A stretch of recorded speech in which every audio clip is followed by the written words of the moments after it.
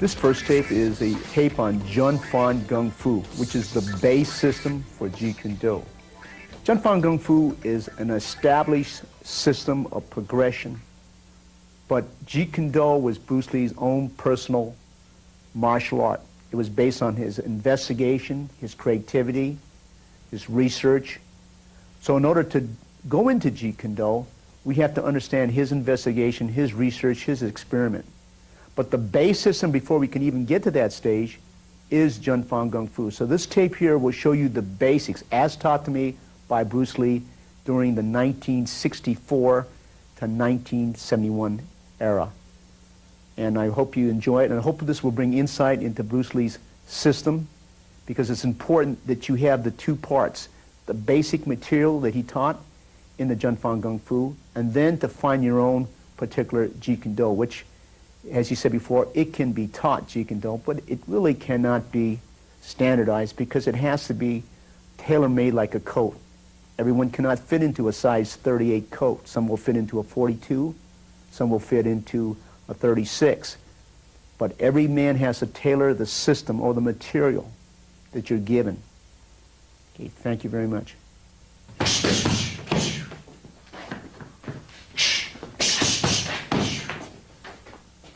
Bruce Lee was a boxing fan, and he really liked boxing. And at that time, if you can remember that far, people were just doing karate, so it was point karate.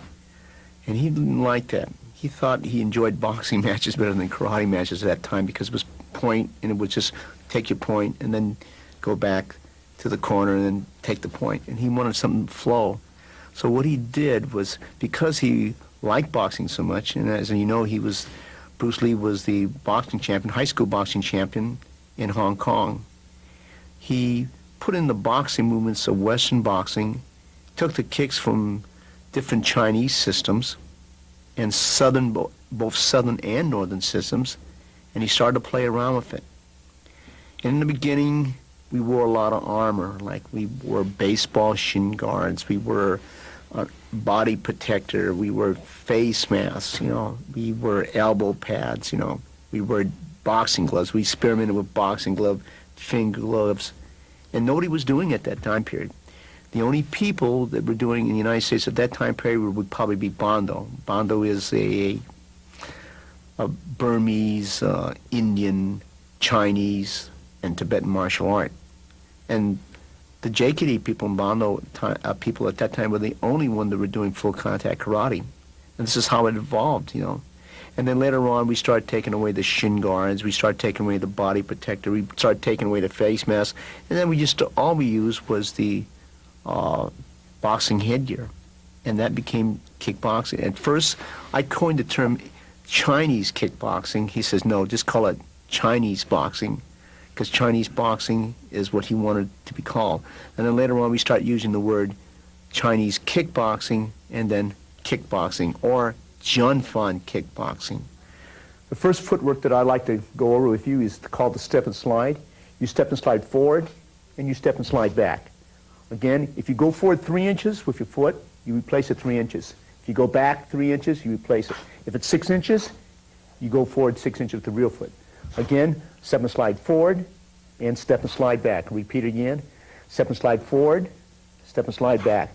If I give you this angle over here, step and slide forward, step and slide back. The second footwork is called the slide and step. I'll give you the front view. You slide and step forward, slide and step back. Again, slide and step forward, slide and step back. I'll give you from this side over here, slide and step forward, slide and step back, slide and step forward, slide and step back. Give you the right side again. sliding step forward, sliding step back, sliding step forward, sliding step back. The third footwork that we learn is what's called a push shuffle. This is just like the step and slide, but you push off the rear leg. To go back, you push off the front leg. Rear leg to go forward, front leg to go back. If I give you the side view over here, you're going to push off this foot like you have a sprinter on the starting block. You want to push forward and push back. It's not a step and slide. This is a push, step and slide, push, step and slide back. If I give you the view from this side here again, this is a push, step and slide, a push, step and slide. As opposed to the step and slide, this is a push, step and slide, push, step and slide. Okay, the fourth footwork that we use is called a side step. Side step to the right and side to the left. Side step to the right and then side step to the left. Repeat it again, side step to the right and slide step to the left. If you give you the side view here, side step to the right, side step to the left, side step to the right, side step to the left. If I give you this view over here, please. Slide to the right, slide to the left, slide to the right, slide to the left. Some of the basic ones that we do after that will be called the heel and toe sway. The side view, I'm going to give you the side view first. You go up on the heel, you go back. So this is called the heel and toe sway. Back, forward, back. If I give you to the front, it's going to look something like this. I'll give you this side over here. Okay, those are the basic footwork. Then you have, if you have a right step, which is this movement here, then a left step, we have a curving to the right. If we curve to the right again, it's going to look something like this, okay, and back. If we curve the left again, this is the left step, as opposed to the curving to the left, curving to the left, curving to the left, curving to the left. The next footwork that I'd like to go through is called a rock or shuffle. I'll give you the side view. You're just sort of hopping back. If I over-exaggerate, it's like going like this, but what you're going to do is just move back and forth like this. You're up on the balls of your feet, moving forward, back. You're not going to stay too long, but just something like this. I'll give the front view. It's going to be something like this. Give you this view over here. Okay. Some of the first things we learned was to learn how to fight from a natural position. So we call this a natural position. It could be like this. It could be like this. This is different postures that we learn. And then we drop back into a stance. When we drop back into the Baijong stance, as we refer to, the toe is pointed 45 degrees. This foot is facing the same line. The heel is raised. Almost like a boxer. It's a boxing stance. At that time period, he wanted us to go on the right lead. The reason for this was because if the right hand was the strongest hand, he wanted the strongest hand and foot to the front. And since the left hand was weaker, we put it back for more power. Over here in the year 2000, we fight both left lead and we fight right lead. The hand position, we can have the hand position here, hand position here. It doesn't matter, but as long as the hands are moving, when we got in close to the part, we want the hands up. If we're up in hand position, this is where we want the hands. But it could be like this, it could be like this. It doesn't matter. As long as we recover, it's not really the hand is constantly moving in place. You want to have your hands moving. You don't want them dropping down too much, but just keep it up here and handle the position from here. This is both right and left lead. So at that time period in 1960, he wanted everything in a right lead.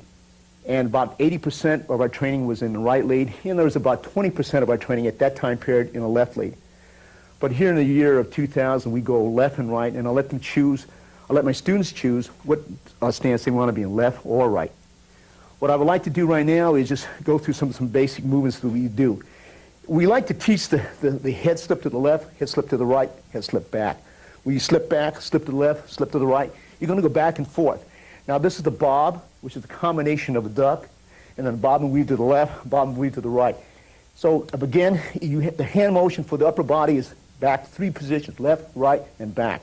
Bob, bob, bob and weave to the left, bob and weave to the right. After we learn the footworks by ourselves, we then bring in a partner to help us. This is called a mirror image drill. So I'm going to ask Rick Young to come in with Eric Paulson, and we'll show you how this drill works. Okay? If he advances, the person retreats. If he retreats, he advances. If he moves to his right, he moves to his left. This is important. We're just learning how to relate to the opponent in front of us, keeping the same space if possible.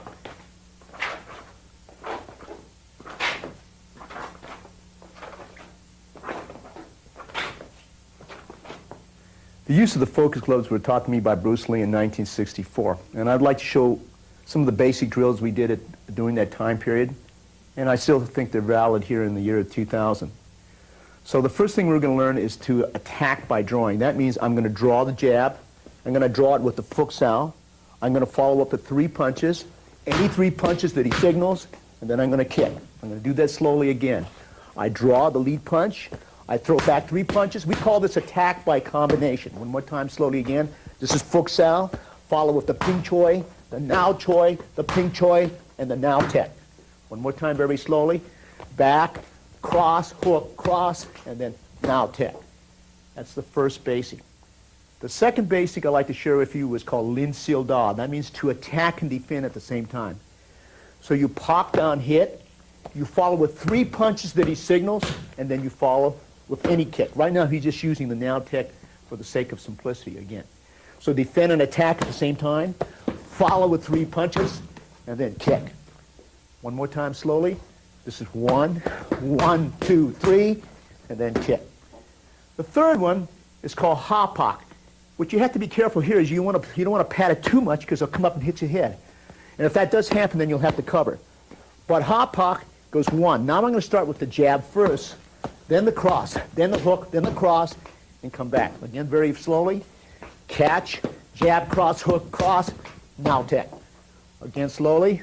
1, 2, 3, 4, 5, now tek. Again, 1, 2, 3, 4, 5, now tek. You notice that sometimes when I do the hapak, I'll return the cross. Sometimes I do the hapak, I'll return the jab, and then follow with the 3 punches or 4 punches that he signals. What we'd like to do now is show you some basic counters in the Jeet Kune. And this is for the jab. So when he hits the jab here, okay, I want you to slip and hit. Follow with any 3 punches that he signals, okay? And you can follow with any kick. Right now I'm using the now tek as a basic kick, but you can use any kick that follows up. Okay, one more time again slowly. Pak da, okay? 1, 2, 3, and then kick. Again slowly. That's 1, cross, uppercut, cross, then now tek. That's the first one. The second one, rather than hit the high line like this, you're going to hit the low line. Then you're going to come over with the cross, the hook, the cross, then the now tek. One more time again slowly. Pak da, cross, up, cross, now tek. Again slowly. 1, cross, hook, cross, now tek. The other one could be any technique, the third one. So you pak, you kick, now tek, follow with 3 punches that he signals, then come back to that position. Again slowly. Pak, now tek, cross, hook, cross, now tek. Again slowly. Pak, now tek, cross, hook, cross.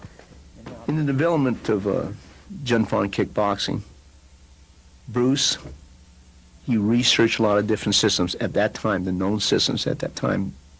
He would observe them. And the thing he liked about the Muay Thai was the rear leg power. He felt, though, that the front leg wasn't active enough at that time period. You have to look at the time period that he was in and why he made these things. A lot of it came from Don Drager's book. I don't know if you're aware of Don Drager's book, you know.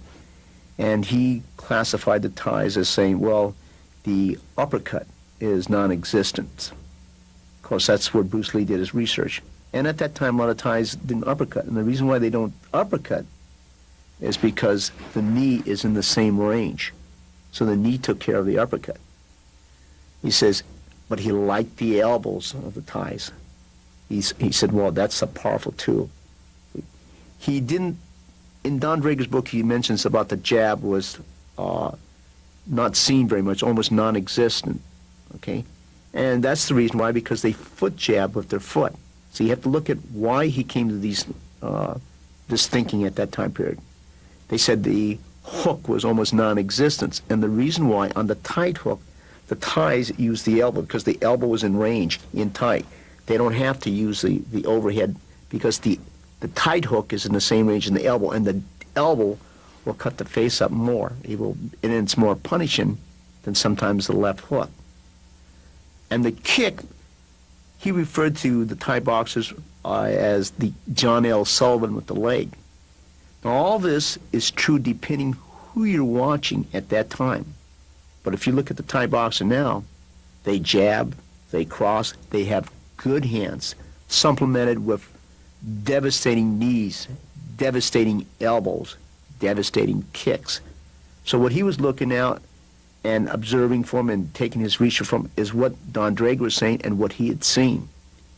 He felt that they weren't alive, that there was no broken rhythm. But that was true, may have been true maybe in the 60s and in the 70s, but it's not true here in the year, by coming in 1980, 1990, 2000, because things evolve. The other thing he took from was Savant. Now, many other writings and many of the literature said he did not take from Savant, but I know different, because I was there when he researched it. I was there when he actually kicked and looked at the Super 8 of French fighters. There was a French, I don't know where he even got the tape. There was a French champion in Savant, and he was watching it on Super 8 and 8mm film, and he analyzed it, and he said, oh, I like this. This is a very punishing kick. Coup de bas, which is the kick when they lift up, you know. He says, this is really good. And he liked the way they use their legs, because he said, Savant people, or boxers won't say Savant, they box with their feet. And that's what he liked. And he liked boxing. So he started to put all these elements together. And then he took the kicks, he thought, from northern system and from southern Chinese systems to see how they work. And that became Junfan kickboxing. It fit him.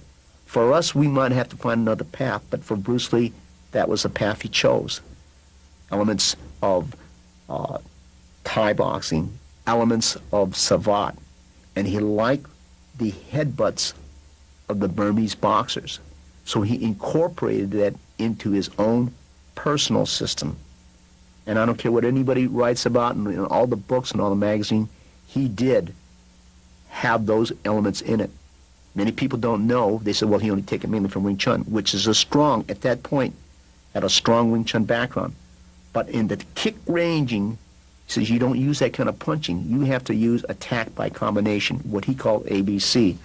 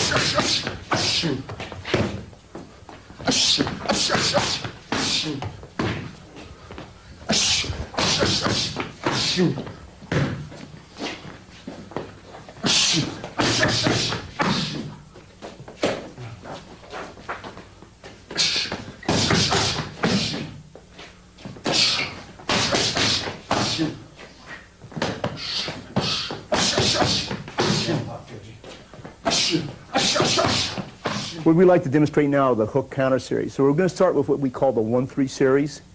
He's going to throw the jab, you're going to catch it, you're going to cover on the hook, throw 3 punches, whatever he signals, and then come back with any one kick that you want. One more time again. Catch it, cover it, cross, hook, cross, and then kick. Okay, again, 1, 2, cross, hook, cross, and then now attack. That's the first one. The second one, you catch it, you bob and weave, you throw 3 punches, and you kick. Now, when you bob and weave, you can go like this and throw 3 punches, okay? Or you can bob and weave and hit the gut and throw 3 punches, and then kick. Again, slowly. This is 1, 2, 1, 2, 3, and then kick. The other one is you catch, you simultaneously cover, throw 3 punches, and then you kick. One more time, slowly. Catch, cover, throw 3 punches that he signals. Again, catch, cover, 1, 2, 3, and then kick.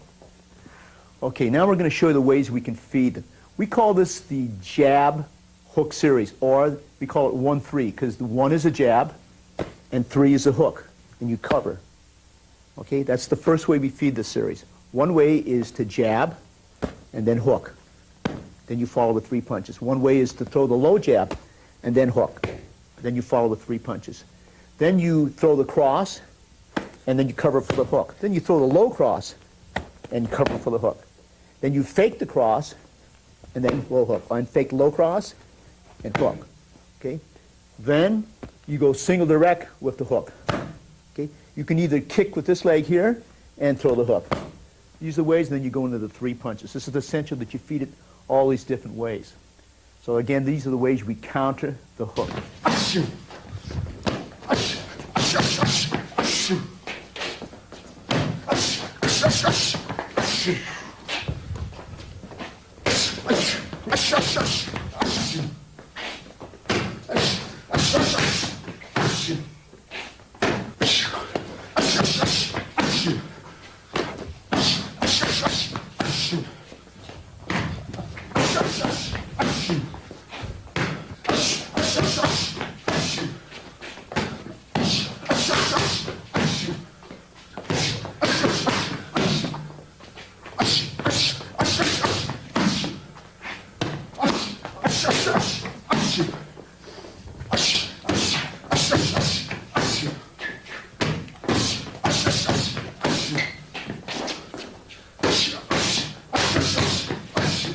These are the cross counters, and we're going to counter on the second motion. In other words, he's going to throw the high jab, okay, and I'm going to counter the rear hand. Or he'll throw the low jab, and I'll counter the rear hand. Or he'll throw the lead round kick, and he'll throw the rear hand.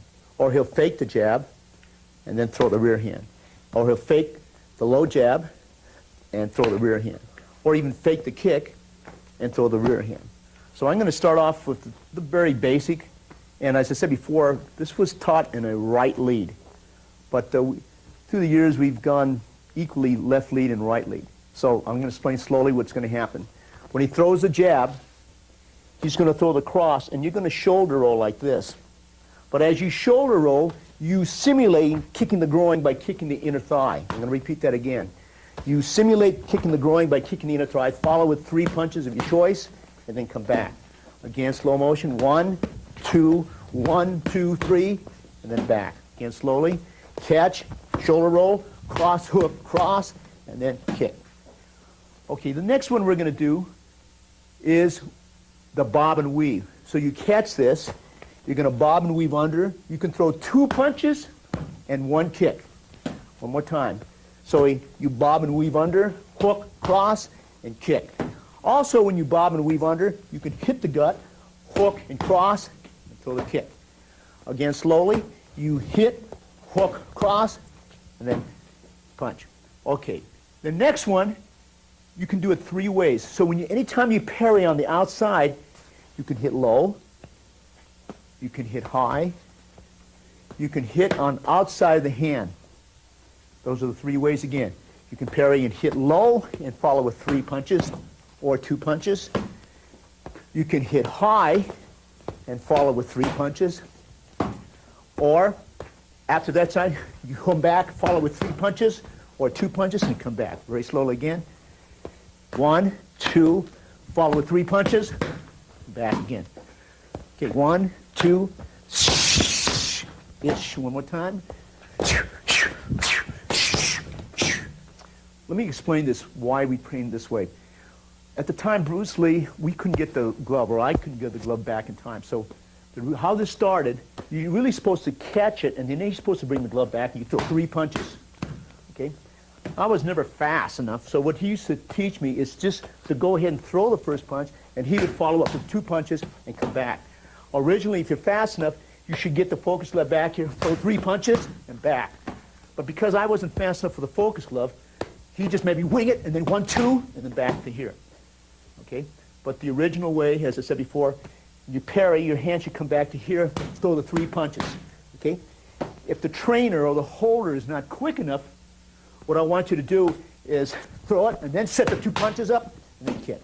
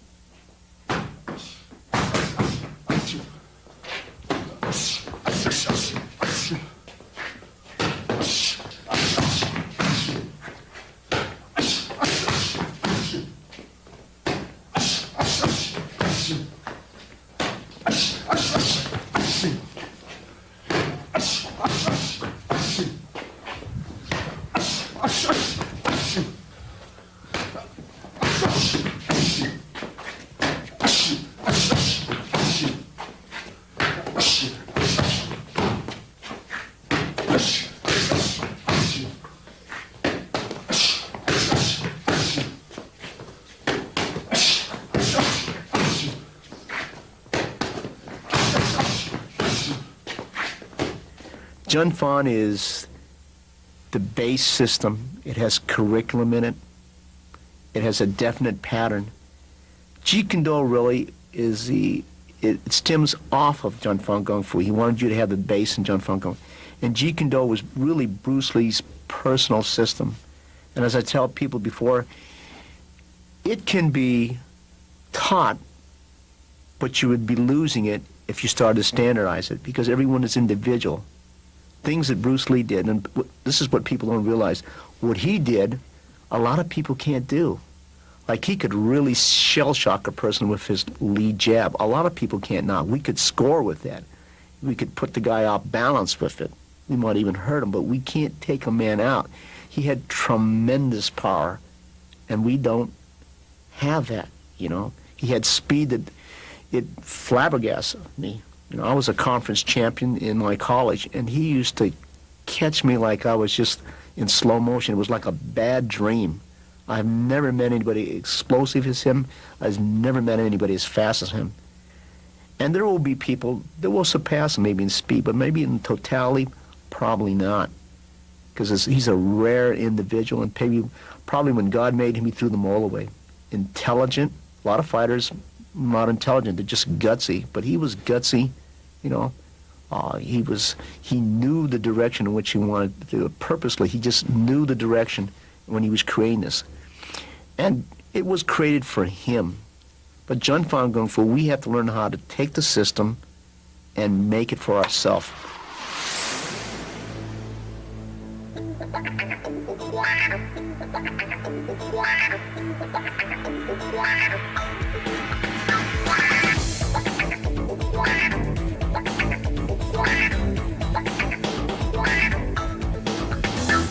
If the targets are like this, you want to sometimes do the body hook. If the target is like this, sometimes you want to come up with the uppercut. If the target's down, over like this, uppercut and back, you're going to respond. So he's going to hit to the body, you cover, you throw 3 punches, and then you can throw a kick. Cover on that side, back 1, 2, 3, and kick. Cover to the high line, back 1, 2, 3, and then kick. And then hit on that side, and 1, 2, 3, kick. Again, he's going to hit to the body. Ish, ish, ish, ish, ish, ish, ish, ish, ish, ish, ish, ish, ish.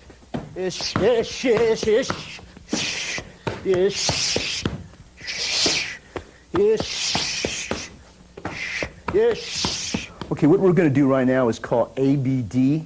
That's initials of attack by drawing. So we draw the high kick in. Sometimes we follow with hand tools only, okay? Sometimes we draw the high kick in, we kick the leg, follow with the hand tools, come back. Again at the high line, back, we can follow with the hand tools first, or when you come to the high line here, we kick the bottom and follow with the hand tools and come back. When it's at the low line, sometimes we wait till the foot plants, then we kick the leg, follow with 3 hand tools, and back. Or if our timing is good, we can counter it in the air and then come back. One more time again. So when he kicks, 1, 2, 1, 2, 3, and back. On the low line, I want you to use the pop kick. This is not the only counter, but one of the many counters that you can do. Okay? Again, high line. Okay, follow with the hand tools, back. Low line, follow with the leg 2, followed by 3 hand tools. Low line again, pop tech. Now tech, 1, 2, 3, and then back.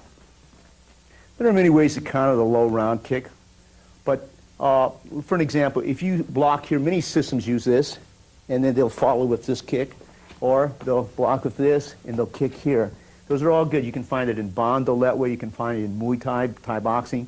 You can find it in different Silat systems, different Kali systems that use this. But I'm going to show you right now the Jun Fan method. So when you block here, immediately you go 1 to the eyeball, simulate the kick to the groin, and then follow with 3 punches for the drill, okay? And then kick. One more time slowly, see? So you're going to block, hit to the eye, hit back here, follow with 3 punches of your choice, and then kick. Okay? One more time very slowly, see? You block, you go to the eyeball, you kick to the groin, follow with 3 punches of your choice, or what he signals, and then you kick. That's one possible way that you can counter. Okay, so when they kick to the line, we call this lop gurk, which means you come this way, You want to ride it so you don't take it on the rib cage. So as you ride it, I want you to either do the now tech or you do a juck tech. And then you go 3 punches that he signals, you come back to here. So this is what we call lop gurk. Lop is to grab, gurk is grab the leg. And then we follow with the 3 punches of your choice and back to here. One more time slowly again. Lop gurk, follow with 3 punches and back. On this line over here, all I want you to do is establish the line here and you're going to cover. But as you cover, I want to make sure that you kick the leg on the bottom. You kick the support leg. One more time, very slowly. You want to move off center, kick the support leg, follow with 3 punches, then come back to position. When he kicks up here, you want to follow with 3 punches of your choice, and then come back to here. What I'm going to show now are the counters to the lead side kick, which we call jug tech. It's important to realize now in the 1960s and the 1950s, side kick was a very important tool. Here in the year 2000, it may not be a very good tool to use because people are used to it. They can grab it. They can go into many different variations. But at that time period, when they side kick, we hop, we faked up here, we kick, and follow with 3 punches, and then we came back. So this is what we call hop. You fake the finger jab up, then you go into the 3 punches, and then you come back. The other way we counter this is what we call now sao. So now sao, we hook it, we kick once to the leg, twice to the leg, follow with 3 punches, and then back up again. Now sao again, okay, follow with the rear now tech, follow with the front now tech, follow with the 3 punches of your choice, then come back to that position. The other one, when they kick up here, you ride it, kick to the groin, or kick to the inner thigh. Okay, I'm going to show you again what this looks like. See, at this point, you kick to the inner thigh and back. But again, here in 2000, not too many attack the middle line now because it's too easy to counter. These are the counters to the spin kick, which we call June tech. And you'll notice closely, if they could just demonstrate for me, see that when they're, this is the first one. You use the dumb tech, or Jeet dumb tech, follow with 3 punches of your choice. You can use the opposite leg, follow with 3 punches. The next one is you come in with the knee, what we call sut, and then follow with 3 punches, and then kick. Okay, again, 3 punches. So the holder at the focus level, when he spins, he allows them to counter just to get used to it. Follow with 3 punches, then you kick. Again, countering with the knee again. Then he's going to counter with the cut. Counters again.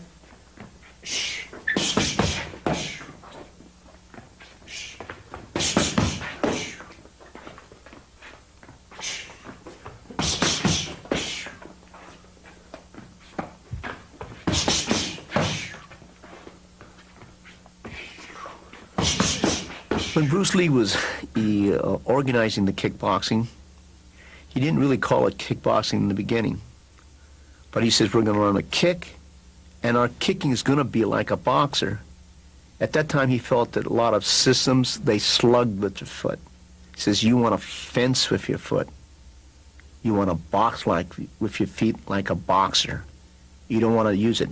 So almost 80% of his strikes were with the front leg and the front hand, because he felt if you were right-handed, that's your most powerful punch. If you're right leg, that's most powerful kick. And since the left hand was weaker, he would put the left hand back for more power. And because in boxing he analyzed it that the jab scored so frequently but could not put the person out of commission. It just added up a lot of points. So that's why he put the left hand back for more power, and he felt if you put the strongest hand forward at that time, okay, whether you're right-handed or left-handed, then it's going to be more powerful. And for him, it worked beautifully because he had the power. He worked on it. His 3-inch, pound for pound, I think he punches. He's like the hardest puncher you would ever meet. You know, he's like a miniature Marciano. You might look at his boxing form and you'll say, well, that's not maybe the most polished boxing form you see. He would be like a Marciano, a miniature Marciano or a miniature Frazier, you know. And although he admired Muhammad Ali because he liked the left hand to score frequently. That's why sometimes he would drop his lead. Sometimes people say, no, he's dropping his, we're talking about Muhammad Ali, he dropped his lead. And that's what Bruce Lee did. He dropped his right leg because he said the jab coming up is hard to see. And this is some of the reason why he developed it. And his kicking was like fencing and boxing. He wanted to score frequently, make it very, very sophisticated. The drill here is target recognition and responding to a stimulus. In other words, he used to say to us, you have to respond like an echo and adapt like a shadow. If you can do this, this is what martial arts is all about. Okay, so we're going to do this very slow, and these are very signals that we used to flash. If we put it here, this is for the jab. Anytime I put it here is for the jab. Anytime I put it with this hand, this is for the cross. Anytime I put my hand like that, that's for the jab cross. Anytime I put it like this is the jab, cross, hook, cross. Anytime I put it like this is the jab, cross, body hook, cross. Anytime I put it like this, cross, uppercut, cross, back. If I put it like this could be left uppercut, right uppercut, hook, and cross. If he reverses it, hook, uppercut, cross, and hook. Okay? This is very, very important. This range here is for Jeet Kune. This is for now tech. This is for now tech. This is for now tech at the high line. Night tech and the low line. At one time period, we used to put it on our inner thigh. We have taken this out because a lot of beginners will miss the leg completely. So what we do now is put it like this. That's the target. See, he's responding. The minute he sees a target, that's what he's going to respond to. We also used to put it like this. Most of us now put it like this so that you get the body position. Okay? We also used to put it like this, which we no longer do. We just put it over here like that. So this is what we call Jeet Kune. Okay? This is a form of a dumb tech. It's a stomp. Okay? It goes right on the thigh. Okay?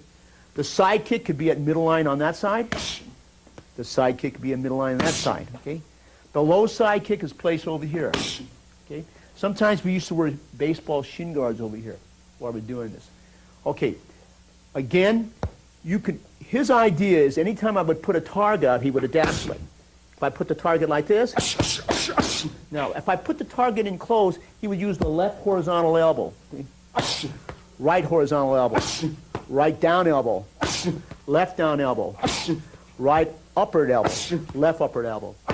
If you use the sut, okay, that's, okay, these are called jang, or the elbow targets. The thing that we change up here is a lot of times in the elbow, we were taught to put the hand here while we elbow.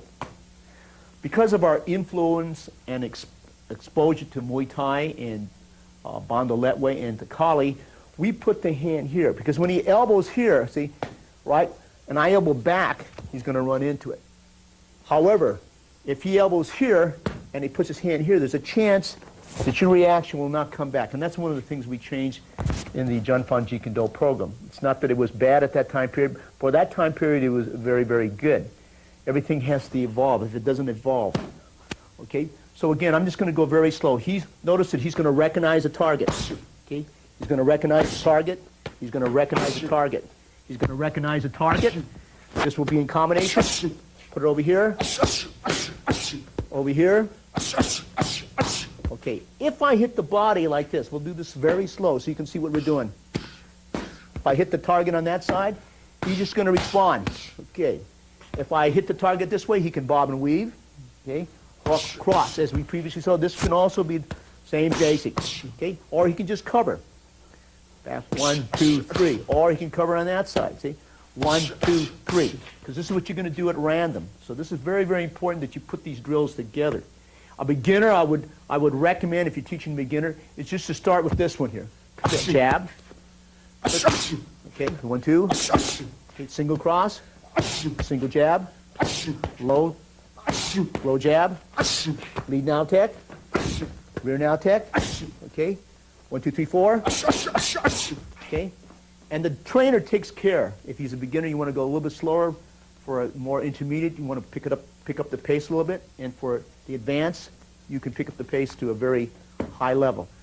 Kickboxing is a eye-and-hand coordination, and these drills are used to develop a person before he gets into kickboxing.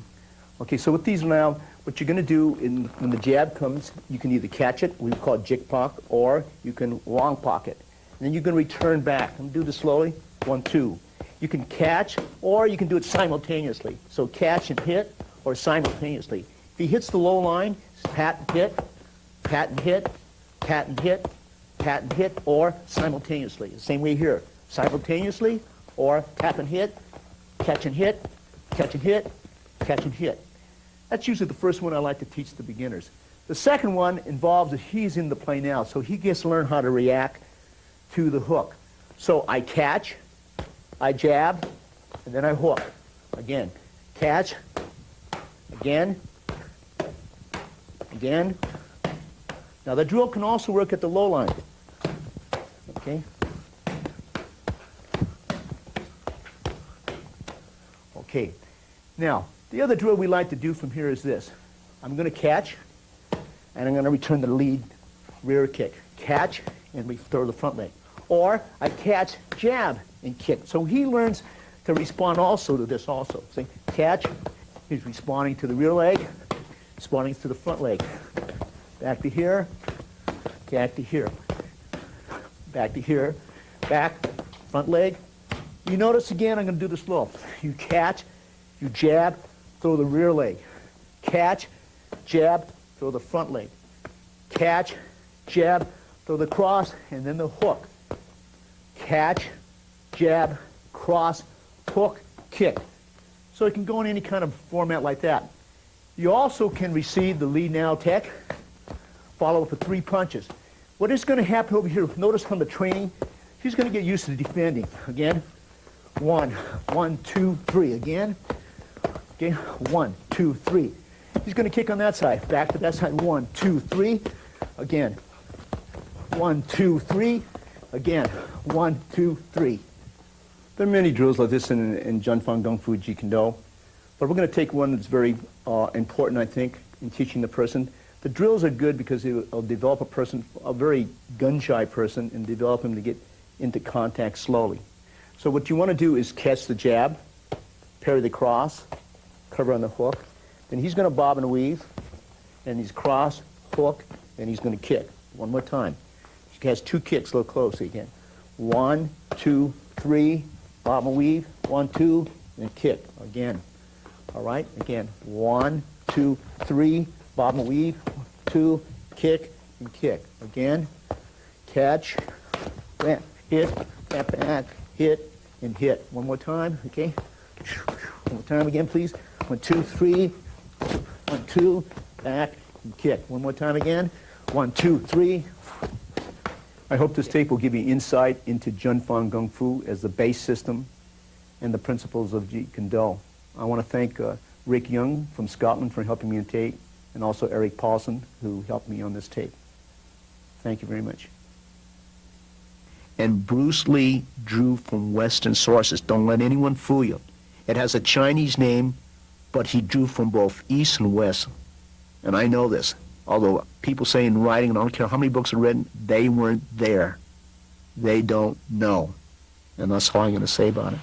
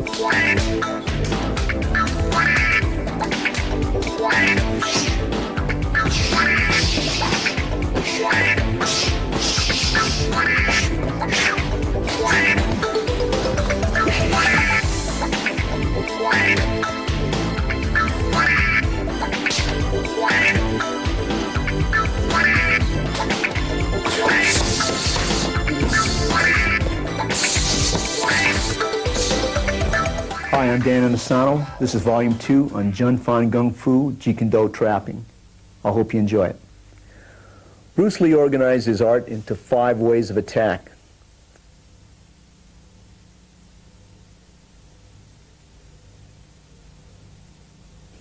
The first way, he referred to it as SAA, single angulated attack. The second way was referred to as HIA, hand immobilizing attack.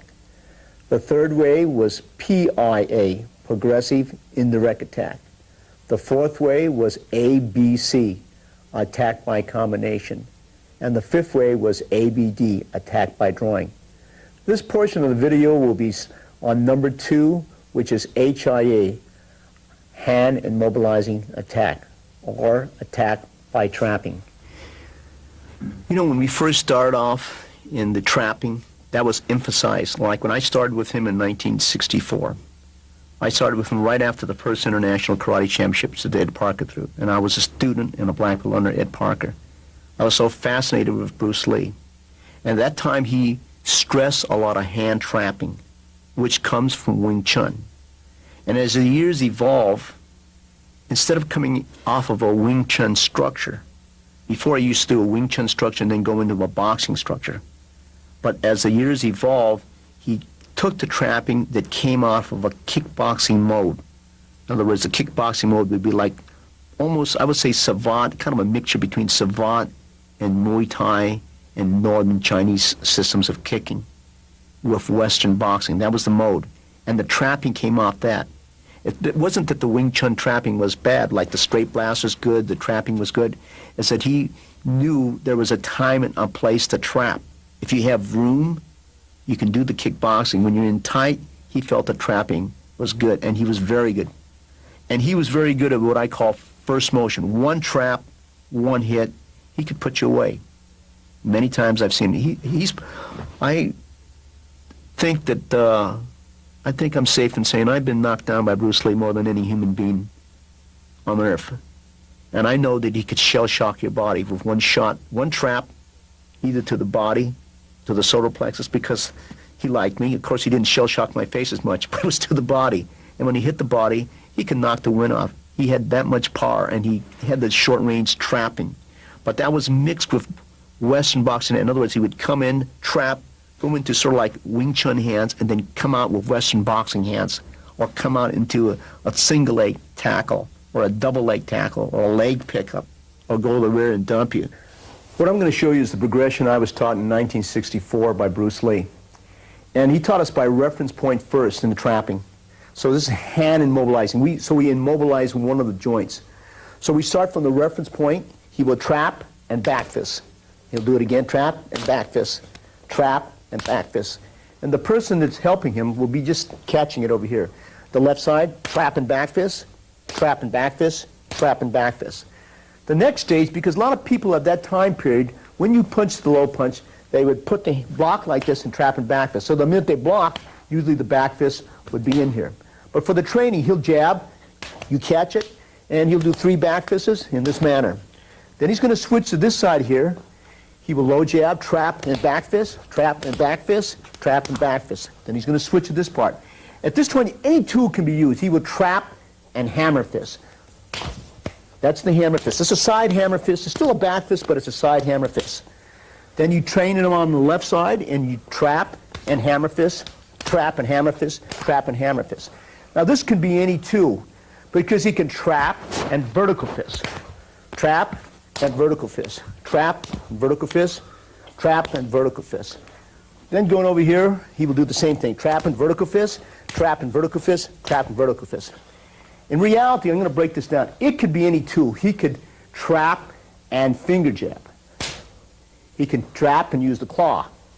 See, it could be any tool. And then we want to educate it on the same, on his left side also. You trap, okay? And you can use any motion. For the sake of simplicity of the video, we'll just use the back fist.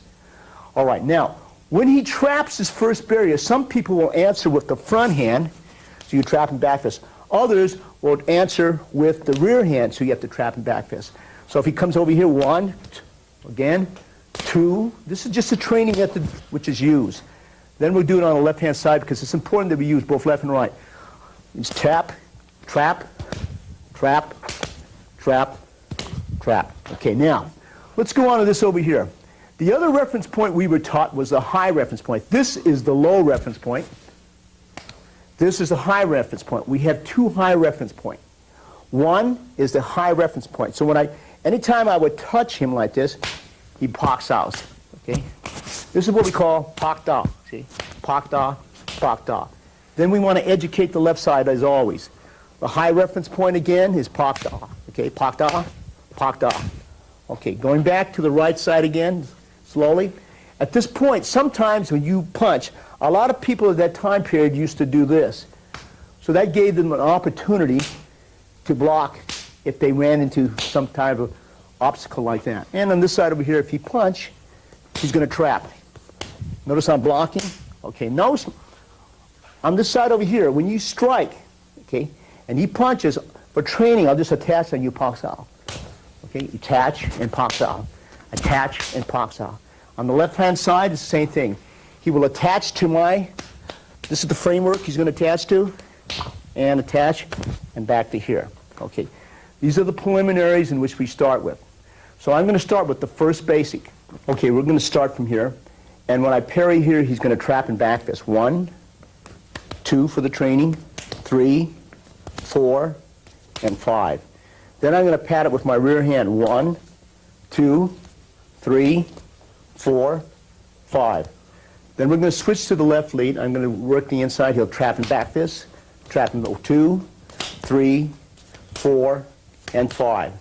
Then I'm going to parry on the outside. 1, 2, 3, 4, 5. Now you can do this drill strictly as a drill now. I'm going to stand square, and he'll go 1, then hold it there, then 2, then 3, then 4, then 5. Okay, then do it on the opposite side. 1, 2, 3, 4, and 5. Okay, this is important. Now we're going to start the way he explained to me. Is I attach to the barrier. I'm going to do it now. I trap the first barrier. Now I'm going to proceed to the second barrier and trap it. If he puts a hand up, I'm going to strike here and come up 1, 2. Okay, one more time, very slow. Okay, I'm going to attach to this barrier. I'm going to trap the first barrier. I will trap the second barrier. His hand might come up. His hand may not. If he comes up, you strike here and trap to this barrier, and then come back to the pak sao. Okay, one more time, very slowly again. This is right to right. We attach to the first barrier. Or we can, if his hand is out here like this, we can capture the barrier like that. Or we can attach to the barrier and then trap. Okay, if I trap the first barrier, the first basic that they like to teach is to grab the hand and back fist. If he puts a hand up, you strike and back fist and come out with the pak sao. Then the basic should be on the left side also, because you want to educate the muscle memory on the left side and the right side. So we attach to the barrier, we pak sao, we can bong sao slightly, lop sao, which meaning the grab. If he blocks up here, we're going to strike here, and then come up to this position, and then trap. Okay, one more time again. So we attach to the barrier, we pak, we lop, hands up here, strike, and pak lop. It can be almost any variation, but to keep it on the basic level again, we're going to trap the first barrier. He goes across the center line. You're going to bong sao, you're going to lop sao. If his hand comes up, we strike here. At that point, we'll either pull and strike or trap and strike. Again, on the left-hand side. Okay, I attach to the barrier, I pak, he comes up, we strike, pak, and lop.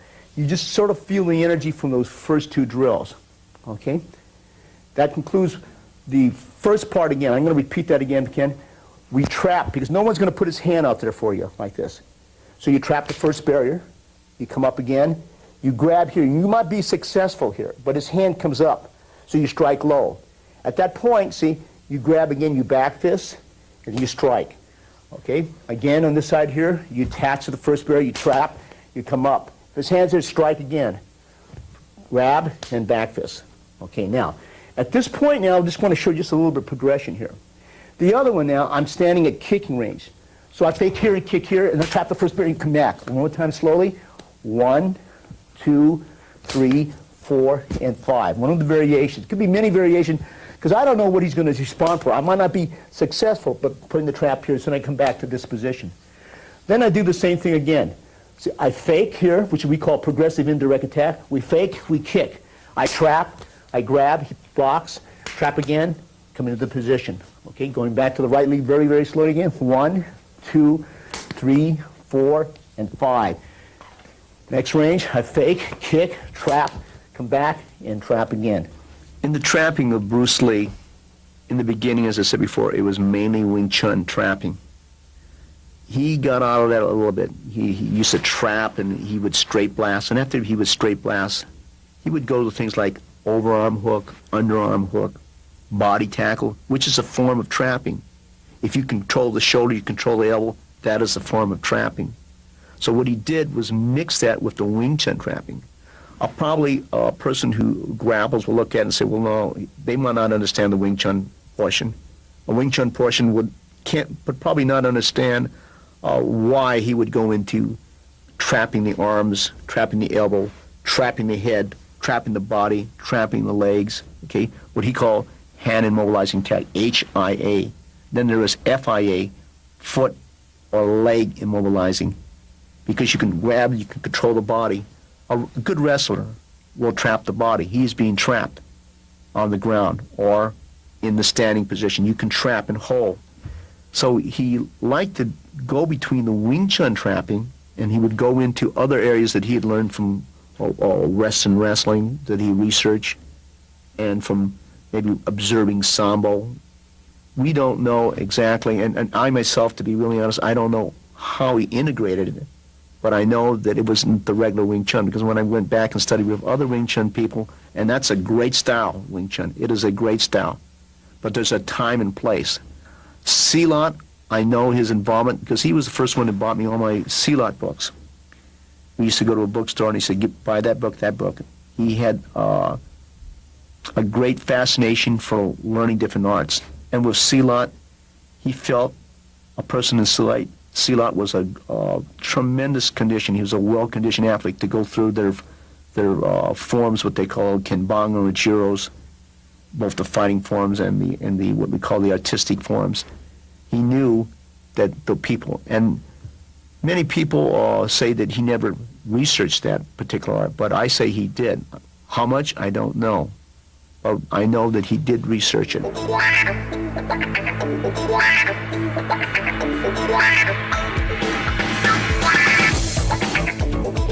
You have to remember now that you want to be able to do the trapping, both in the left lead and right lead. We're going to do it off the left lead right now, and I'll show you the progression that we use. When he punches with the front hand, you're going to do what we call loi da. That's an inside hit. That's the motion again. One more time. 1. So you tap the barrier and come back to it again. We'll do the slow motion. 1, 2, 3, and 4. Again, loi da. 1, 2, 3, and 4. Now I'm going to hit low, which we call ha da. Still the same basic is going to come up, because I'm going to hit strike here. I'm going to back this and come back to that. Listen again. 1, 2, 3, 4. Sometimes when you have the outside, you're going to trap and then do the same technique. Trap and then do the same technique. Trap and then do the same technique. You can, however, do it like this also. Go to the inside, maintain the trap, go to the outside, and then do the same trap. Once again, trap, trap, and then come back. And you can also do that to low lines. You come up again. When you strike to the bottom, you come up and go again, you come back again. Now all these bases can come from the kicking range. All these bases can come from the inside range. But what right now, I'm trying to show you what is happening here. So we can bridge it. There are many ways to bridge it. In other words, I can bridge it by attacking like this and doing the first trap. Or he can kick, and he can bridge for me, and we'll do the trap. So there's many ways you can bridge it. But right now, I'm isolating this position here. So if I trap the first barrier like that, and if this rear barrier does not go across the center line, but stays here, then I trap the second barrier. So again, slowly, trapping the first barrier, and then trapping the second barrier on the inside. At that point, I can almost follow up with anything, from the Jeet Kune Choi, to the Ping Choi, to the Jin Choi, to the Nao Choi, and any kind of Choi that you want. Okay, one more time, very, very slowly, okay? So again, if he punches, I trap the first barrier and the second barrier. Or I create the opening by going like this, 1, 2. Or he kicks from this position, and I create again the barrier, because we don't know. But for the sake of learning the technique, we're going to isolate this position. Like in anything, you can isolate, like in football, we can isolate pass defense, and we can isolate kicking defense, punt formation, and all this things of that sort. So right now we're isolating when we establish the close quarter position. That's what we call Pak, then Pak Loi Da. If I put it to this position here, I'll move my partner here. I want you to practice it also on the inside here again. 1, 2. Now, if he goes across the center line now, see, you don't want to come out here and hit. That's another type of technique, and you're going to go into that later on. But right now, if he stays in center line, that's what you're going to do. So again, that's the first. And always practice it both right and left. Okay, again. So you trap the first barrier, you trap the second barrier. Sometimes you're about this range, so the next follow-up is the chung choi, and then you trap the barrier. Look at it again. Trap, hit, and strike. If it's on the left lead here, on the left lead, practicing on the left lead, trap, we're going to strike here and then trap. Again, slow motion. 1, 2, 3. Moving him back to the right side. Okay. A lot of times when you're here, you can thread it straight to the throat. Look at it again in slow motion, how that's open. Because if he blocks my hand, it's going to hold this hand. So I strike with this hand and come in. Look at it again, slow motion. 1, 2, 3. On the opposite side again, I trap the first barrier, I throw it, and then I come back. Again, once again, 1, I thread the finger jab, and then I come in. All right, that is the third variation. Okay, let's look at again the 3 variations one more time. I trap the first barrier, I trap the second barrier. I trap the first barrier, I strike to the midsection, and I trap. Okay, again, go through the finger jab and trap. On the left-hand side, so you can take a look. 1, I trap the first barrier, I punch, I trap. Again, I trap, I punch, I trap. I trap, I finger jab, and trap. Okay. The beautiful part about the third technique, see, in order for him, he has to be able to stop the finger jab to the eye. If he stops it to finger jab, he's still going to get hit. See? If he blocks it, if he doesn't block it, he'll get hit. He blocks it, he'll get hit. Doesn't matter. It's like the position here, because he has to go for one of the hands. The rear hand barrier will either have to protect that, strike, and hit. But if he doesn't protect it, he'll go in. All right, so again, 1, 2, and 3. Okay, I'm going to continue the series again on the inside series or the Loida series. Again, I want to repeat that you can attach to the barrier and trap, or you can capture the barrier and trap. Or maybe he punches, and you wait till it comes back into reference point before you trap. There's many ways you can do this. But for the sake of simplicity, I'm going to teach it so you can understand and we'll isolate this position.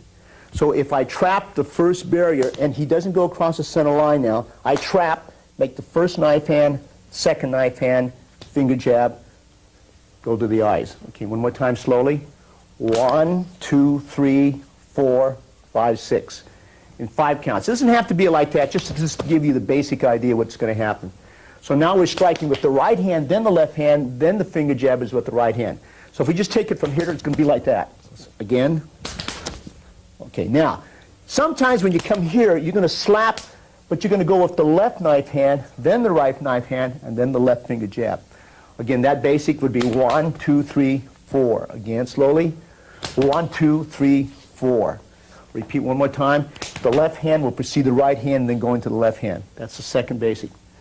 The third basic over here, what we're going to do is, I'm going to trap, and sometimes you pull back, you strike this way, then the back hand with the knife hand, and then thrust. So this one now, you step forward, strike, and then come back. Okay, those are the 3 basics. Again, they should be repeated to the opposite side. So again, if I trap this first barrier, left knife hand, right knife hand, left finger jab. I'm going to over-exaggerate. 1, 2, 3, 4. One more time, over-exaggerate. Left hand, right hand, finger jab. At this point here, I'm going to trap with my right hand, then the left hand, and then the right. Again, slow motion. 1. I come over here, left hand, left finger jab. Slowly again. 1, 2, 3, 4, 5. There are times when you go 1, you're going to strike this way, Wang Jern, and then come out with the knife hand this way, trap and finger jab. Again, slow motion. 1, 2, 3, and back down. 1, 2, 3, 4, and strike with the finger jab again. 1, 2, 3, 4, and then strike. Okay, we're going to go into the wedge series, and I'm going to start with the right hand so you can explain this. Now, if I trap the first barrier and he goes across the center line, you're going to see it's hard to work the inside line. So when he crosses it, we can wedge with 3 instruments. One is with the tan sao. The other wedge is with the dong sao. Other wedge is with the bio sao. Or if he wedges too far, you can thread it right to the throat immediately. So again, we're going to start with this basic. Wedge, slap and hit. Wedge, pull and hit. wedge, slap and hit, pull and hit. Wedge, pull and hit, slap and hit. Then following the 3, wedge, slap and hit, pull and hit, slap and hit. And wedge, pull and hit, slap and hit, pull and hit. Okay, that should be done both in the right lead and the left lead. Okay, I'm going to do it again in the left-hand side so you can see. I trap the first barrier. I wedge with 3 tools. I can wedge with the palm up. We call it tan sao. Okay? I can wedge with the palm sideways. We call this zhong sao. We can wedge with the palm down. We call this bio sao. And we also try to thread that also to slap and hit. So we have 3 components. The first component, when we wedge, we pak. Okay? Pak is to slap and hit. Pak da. Again, slow motion. The other one is when we wedge, we pull and hit. Again, wedge, pull and hit. And wedge, slap and hit, and then pull and hit. Again, wedge, slap and hit, pull and hit. However, when you wedge, you feel right, pull and hit, then slap and hit. Then you wedge, pak, lop, pak, which means to slap and hit, to pull and hit, to slap and hit. And it can be any tool. And again, you wedge, you pull and hit, slap and hit, pull and hit. Wing Chun, as I told you before, it's a great system. And Bruce Lee, really, many people don't know this, and many people do, he didn't really complete the Wing Chun. Like the dummy, he was only up to section number 7. 1, 2, 3, 4, 5, 6, 7. So that's why when I learned it, I only learned it up to section 7. So he created his own move. He freelanced on the dummy. It's not completed. But as a great fighter, he was a great fighter. And he used elements of the Wing Chun. I have an instructor named Sifu Hawkins Chung, who's my Wing Chun instructor. And he said something to me that I thought was very interesting. He said, the first generation of people of Yip Man were fighters. The second generation were technician. And the third generation, he felt, they lived off the reputation of the first generation and the second generation. He told me that Bruce Lee's second and third and fourth hand, he could never tell if it was efficient enough. He says, but he knew Bruce Lee's first hand and first motion would blow people away. Therefore, no one knew what his level was on the second and third hand or the exchange. And I think that's a good thing because, as I remember, Bruce Lee would blow away people on the first strike and on the first hit, which made a difference.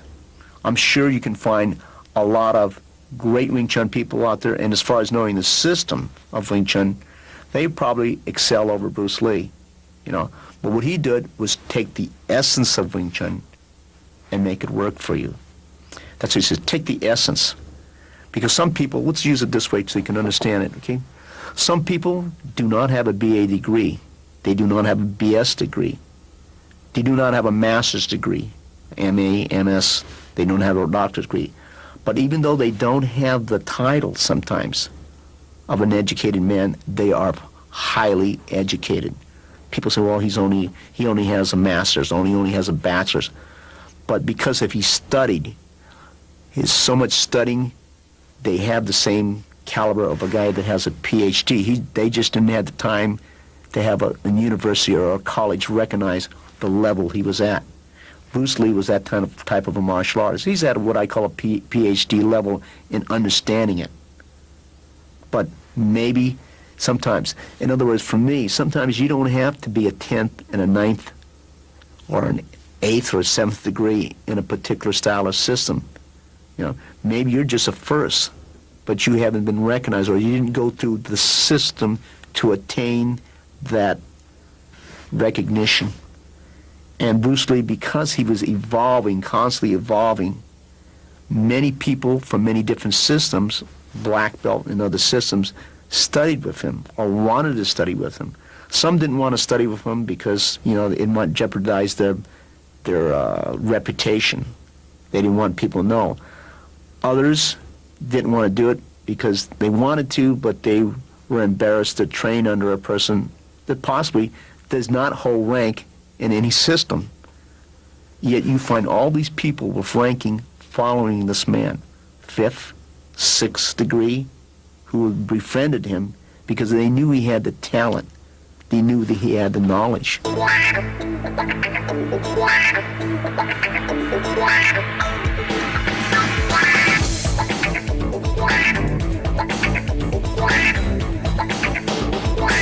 Okay, what we're going to do right now is south and then swing hand. We're trying to hit the face. Or it can be from the low da, back to jiao sao, or it could be punches here, low and jiao. That's one variation. And the other one is split, what we call loi da, and slap and hit.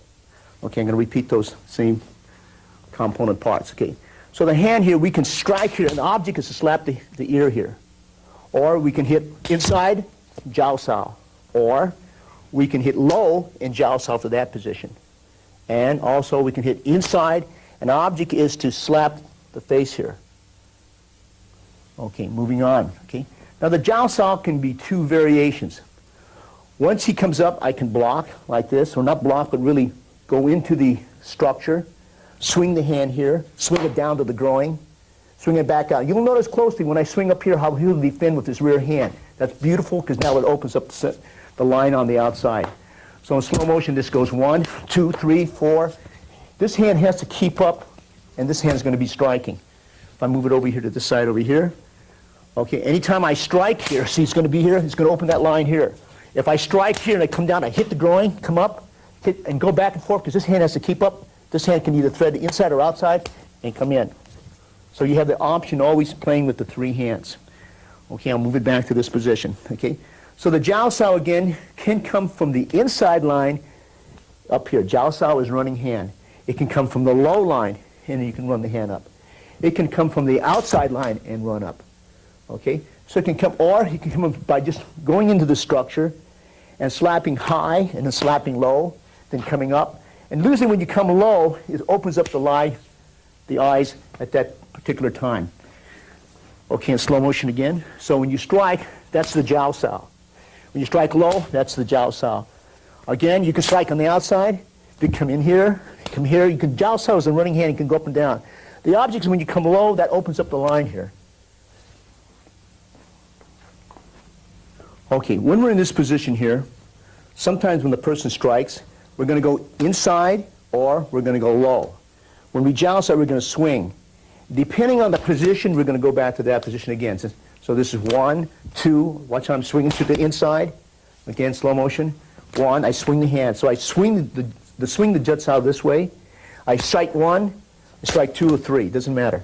Okay, slow motion again. 1, I swing the hand, swing it out. Here, 1, 2, 3, swing it out. Okay, I'm going to move you to this position over here. Do the same thing so you can just see it on the left lead. This is 1. So I'm swinging the hand here, and as I do so, and I swing the hand here, I'm going to hit and hit. All these can be countered, we know that. But right now, for the basics, for the beginner, this is what we like to teach. So we strike here, like I'm hitting here, jiao sao, swinging here, and come out. Let me go through some of the drills that I learned from Sifu Bruce, and I think they're really good because some people have a background in trapping and others do not. Like Wing Chun people have an excellent trapping background. But a lot of mainstream systems don't have the trapping. So I'm going to break this down so that you can see this, how it works. Okay, so a very simple trap is if he hits low and he traps. That's a simple trap. But if he traps again, that's another trap. We call it compound trapping. So the first basic, before we go into trapping, let's take some basics. So this one, after you throw the low jab, which we call ping choi, this is the gua choi. I'm going to move out the kicking range, and he's going to now tech. That's the first drill. Okay, so ping choi, gua choi, now tech. One more time. Ping choi, gua choi, now tech. Now he's going to move over to the left side very, very slowly. He's going to ping choi, gua choi, now tech. Going back again, ping choi, gua choi, now tech. Ping choi, gua choi, now tech. Okay, moving back over here again. Now, a lot of times he will defend with his front hand and then defend with his rear hand. So he's going to lop sao gua choi. Look at it again. He's going to defend with front and back. So this is what you're going to do. Okay, low jab, trap, back fist. Do it slower. 1, 2, and then 3. Now sometimes, so you'll notice closely, this is the right hand defending with the left hand. As this one now is the right hand defending with the right hand and then defending the left hand. A little bit slower. right hand, defending with the right hand, and now the left hand. Again, defending with the right hand, and left hand. Now if you look closely on this side over here, okay, I'm going to defend with my left hand, then my right hand. Defending with my left hand and right hand. Now I'm going to defend with my left hand, again, and the right hand. So it goes 1, 2, 3, 4. 1, 2, 3, 4. Okay. Moving back to this position again. A lot of times, some people will defend like this. But some people, when you hit, they'll defend like this. So you're going to do the same thing because he's defending 1, 2, 3. 1, 2, 3. Okay, doing it on the left-hand side. Say I'm defending very, very slowly. This is 1, 2, and 3. Again, 1, 2, and 3. 1, 2, and 3. Okay? Going back to this side over here. Okay? Again, very, very slowly. Now I will defend with the simultaneous hit and event, but I'll put my hand here. So now he's going to come to this position again. So he hits low, come up, but he hits low, come up with this hand. So he has to find out which hand I'm going to come up with. So again, slowly, so you can see it. 1, I'm defending with my rear hand. As this one opposed here, I'm going to defend with the rear hand. See? Again, over here, I'm defending with my rear hand. Over here, I'm defending with my right hand. So we try the same basic over here on the left hand lead. It's important in the Jun Fan Gung Fu that we train both the left lead and the right lead. Okay, I'm going to keep on saying that throughout the video because it's very, very important. There are many people who believe that you should only do it in the right lead, but you remember there's a lot of people who do not fight off our right lead. So you have to depend on people, on the structure that they are fighting in, either the left lead or right lead. So again, when you strike here, if he's a stand-up fighter, see, that's my rear hand. He's a stand-up fighter, front hand. Okay? Okay, going back to here. Now, this makes it possible, so if you are in a position now, if he makes a low jab and back fist, if he crunches like that, there's no hand to trap, so you're going to knee. That's one possibility. The other possibility, he's going to kick if he moves back a little bit longer. And the other possibility, if he moves back, he's going to kick the groin with this lead leg. Okay, one more time, very, very slowly. Okay, so at this point here, see, I don't give him a structure where he can trap, so he has to use a knee. Over here, I go back a little bit farther, he uses the rear leg. Go back a little bit farther, he uses the front leg to the groin. Okay, now we're going to do it on this side over here. These are very important drills. They were taught to me, and I think they make a lot of sense to me. Okay, so you go down, 1, I crunch, he knees. You go back to here, go back, and kick. The next one, as I move back to here, hit the groin. That could be a straight kick or the round kick. Now we're going to move out here. We're going to move a little bit out of our camera range here a little bit. But a lot of times, we'll start from over here, that when he's coming to this position, I move completely out. So he now has to bridge the gap into that technique. Look at it again, slow motion. So you notice over here, I come out. He's out of our range now, so you have to bridge the gap. Okay? Now he moves to this position over here. Same thing. I go 1, 2, but I'm out of range. So he kicks. And for the training, you put the structure up there so he can trap. Again, slowly. 1, he backs off. You notice that with the primary attack we're using right now, it could be any attack, but right now, for the purpose of the video and for the purpose of understanding the principles and the concepts of this, he's doing a low jab, trap, and back fist. And we studied the structure before on people who use the structure with the hand structure. Then we studied about people who don't use a structure like that. So you have to knee, you have to kick. Okay, now we run into another structure. You go down like this, and the people will start to tackle. Notice the Jeet Sao. That's the knee or the kick. Doesn't matter. Okay, slow motion again. So I'm going here, and I'm tackling. See the Jeet Sao? Okay, and the GQ, which is, one is, Jeet is to stop or intercept with the hand or with the forearm, which we call the bridge. Okay, so when he comes low, 1, 2, I'm going to come in. He's going to knee or kick. Doesn't matter. Okay, and he's going to either use the forearm or right. You can use either right hand or left hand. Doesn't matter. So anytime I try to come back and I tackle, see, that's a stop right here. So I can't progress any farther for the tackle. One more time again. Back, come in, holds a hand, knee, or kick. Doesn't matter. Now, if I get in closer, he's going to turn my body and go into the arm bar. So he goes 1, and I go to tackle. Notice he turns around, and I am now arm barring my right side. Okay? Now, look at it again closely. He'll do the same technique, but he'll arm bar my left arm now. So he ping choi gua chois, I go to tackle, and it's going to turn. Now it is the left arm that will arm bar. Okay, one more time, very, very slowly again. Okay, first one, when I come in, he's going to arm bar my right hand, okay? One, I go to tackle. Turns the body, comes down, and arm bars it, okay? Now he's going to arm bar the left arm. Comes in, I go to tackle, I turn, and now he arm bars the left side. When you make any kind of a motion toward anyone, every system, every style, or every individual has a response, and it's going to be different. So anytime you learn like a technique like Ping Choi, to Gua Choi, you have to be ready for the response, because every system will have a different response. There are systems, if you throw the low jab, they'll block it, and then you throw the high back foot to block it, and then they will punch low. So you have to be ready for that type of individual. Then there are systems when you go low, you go high, and they will punch high. Okay, that's one response. Others, when you go low, freeze. Now he's going to come high now, you're going to come to that. Okay? And others, when you jump low, you come high, they'll swing the hand out here and try to slap, so you have to now come to that. Okay, I'm going to repeat that again. And everything we learn, you should practice both on the right lead and the left lead. Right now I'm going to keep it on the right side for simplicity. Okay? Again, if he goes low and he goes high, there are some people that will hit low. Okay? That was the natural response. Others, when you go down and you can't trap that hand because the hand raises, he's going to punch high. Okay. There are other people, when you hit low and he'll punch immediately, you're going to have to go to this. Then there's people that come 1, 2, and then he'll swing trying to hit high. You counter. There are people, then you come low, you come high, they might even come down here. So you come back to that position. These are the common responses you would find in many different systems. These drills are sensitivity drills, and this is what we call wedge and Pak-Sao drill. Okay, so the first one, he'll put his hand like this, and you're going to stand square. You don't fight like this, but this is just something to enhance the muscle memory. So he'll wedge and Pak-Sao. He'll wedge and Pak-Sao.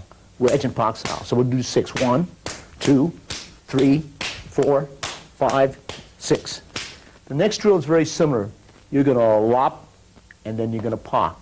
So what you're going to be doing is this. See, when I go across here, you'll wedge, you'll pull and hit, and slap and hit.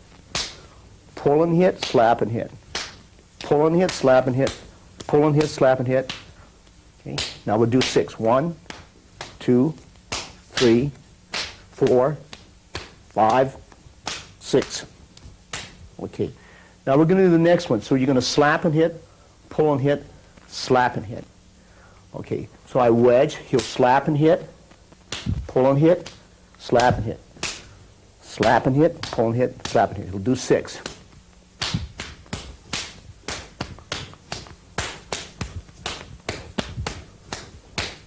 Two more. 2 more. Okay, now why this drill? Because sometimes when you trap, and he does the first trap, he'll do the wedge principle. That's with 1 hit. He'll do the wedge principle with 2 hits. He'll do the wedge principle with 3 hits. This will include the trapping, this section here, with the focus gloves. And a lot of people don't want to practice this in the Unfan Jeet Kune family because it requires, you have to have a good holder, and you have to know, the holder has to be able to set up the targets. And I can remember, from my standpoint, I could never get the focus glove up in time when I trained with Sifu Bruce. But if you take this progression, we'll go slow. I'll give you the same progression that I was taught by him, and we'll take it really slow. And then you won't have any problem with this. Okay, so the first one, this is called the Lloyd Daw series because he's going to punch here. And I want you to do is parry and hit the focus glove. So that's the first one. 1. His hand retracts. You throw 3 punches that he signals, and then you kick. It could be any kick, but right now I'm using the lead now tech. In slow motion again, that's 1. Follow with 3 punches of your choice, and then kick.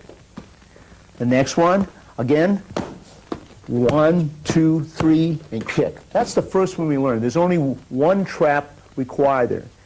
The second one, we do the same thing, but his hand doesn't retract, so we jut sao, we jerk the hand down. We follow with 3 punches that he signals, and then we come back to line. Okay. Second rep, we jut it down. We throw 3 punches of our choice, okay, or what he signals us. We come back to that position. Third time, we jut it down. We throw 3 punches, and then we retract. The next one will require you to come in with the back fist or the hammer fist. So once this, you have to trap the arm and back fist or hammer fist. And throw the 3 punches of your choice, and then come in. Again, slowly. 1, trap it, back fist it, or hammer fist. 1, 2, 3, and return. Again, trap it and hammer fist it. 1, 2, 3, and then return. These are the first 3 that you learn before we go into the series. The next one what we like to do is, it will come off the same series, but when I come to this position, I will trap this barrier and he will parry across the center line. I'll grab it and I'll back fist. He'll put this back, and you follow with 3 punches. Now this will require you to do 2 traps. This is the first trap. This is the second trap. And then you fire what we call ABC, attack by combination. The first one is attack by drawing. It's like that. 1, he parries across, back fist. 1, 2, 3, and then back. Again, slow motion. 1, trap, bang. 1, 2, 3, and come back. What I'm going to show you right now is the Pak Loi Da. I'm going to maintain the trap with my right hand. I'm going to Pak Sao, and he's going to parry across the center line. And then he's going to back fist, and then 1, 2, 3. Okay, once again. Pak Loi Da, Pak Ha Da, Lap Sao Gua Choi, and 1, 2, 3, and back again. Once more. Pak Loi Da, Pak Ha Da, Lap Sao Gua Choi, and 1, 2, 3, and return. Third time, okay? 1, 2, 3, 1, 2, 3, and return. This next one, you're going to do the Pak Loi Da, maintain the trap, Pak. Now I'm going to trap again. He's going to parry once, twice, and 1, 2, 3, and back again. Second rep. So you're just going to see it slowly. 1, 2, 3, 1, 2, 1, 2, 3, and back down again. Okay? Again, very slowly. 1, 2, 3, 1, 2, 1, 2, 3, and back again. Last time, just so you can see. 1, okay? 2, 3, 4, 5, 1, 2, 3, and back again. I'm going to give you this view here because it will bring out something. See, when you trap, you really could hit high or you can hit low. Doesn't matter. But for the training, over here, please, you go 1, retrap. Notice that I trap here. Now, he traps once, twice, and then 1, 2, 3, back again. One more time slowly so you can see it, okay? This is 1. I trap again, and he doesn't go across the center line with the rear hand. 2, 3, 4, 5, and then back 1, 2, 3, and back again. Once again, very slowly. 1, trap, second barrier, third barrier, fourth barrier, 1, 2, 3, and back again. Okay, let's go to the 7th variable. Okay, I'm going to do this slow again. It might be confusing if, like I said, if you're not used to trapping, this is confusing. And everybody will respond differently. So you can only do the trapping if they respond in this manner. So let's look at this again. Okay, he punches, I trap. I maintain the trap with my right hand. He goes across the center line. So I wedge, I pop, but he retraps again. So you go 1, 2. Notice now I'm in the left lead or the right or the southpaw stance. Okay, I'm going to do this slow again. This is 1. Okay, I retrap again. I'm going to go wedge and a pocket lop, and I'm going to get back to this stance, and then I'm going to go back 1, 2, 3, and back again. Okay, I'm going to do it slow again. Okay, this is 1, the first trap. The second trap, he will go across the center line. I pocket and come back. 1, 2, 3, and then 1, 2, 3, and then back again. Okay, once again, very, very slowly. I trap. I retrap and go, and I wedge, and I trap this, and I can trap it again. So it goes 1, 2, and then 1, 2, 3, and then back again. Okay, the third time, very slowly. Okay, this is 1. I trap again, I wedge, pock lop, watch 1, and then come back to here. 1, 2, 3, and back again. This is the 8th drill we do in the Pak Loi Da series. Pak meaning slap, and Loi Da meaning inside hit. I maintain the trap. I jowl, you swing around, hit once, 2, and 1, 2, 3, and hit. Okay, one more time slowly, okay? 1. I'm going to jowl saw. I'm going to swing the base. I'm going to hit actually 1 here, do the back fist, follow with 3 punches, and then kick. Okay, one more time. 1, jowl saw, swing it, strike, back fist, 1, 2, 3, and back to here. Okay? Third time, 1. I swing the partner here, I hit once here, I back fist, I follow with 3 punches, and then kick. You know, Bruce Lee used to say, sticking to the nucleus. Know the nucleus, follow the nucleus, dissolve the nucleus. In other words, he said, know the principle, follow the principle, and dissolve the principle. This is the way he used. So a lot of times people say, well, how come the stress in Qizhou was taken out? It wasn't that it was taken out, it's that he used it to get to a certain level. And by going to that level, but he says, that's not the whole bag of wax, so as they say, because the trapping in the Qizhou is one level.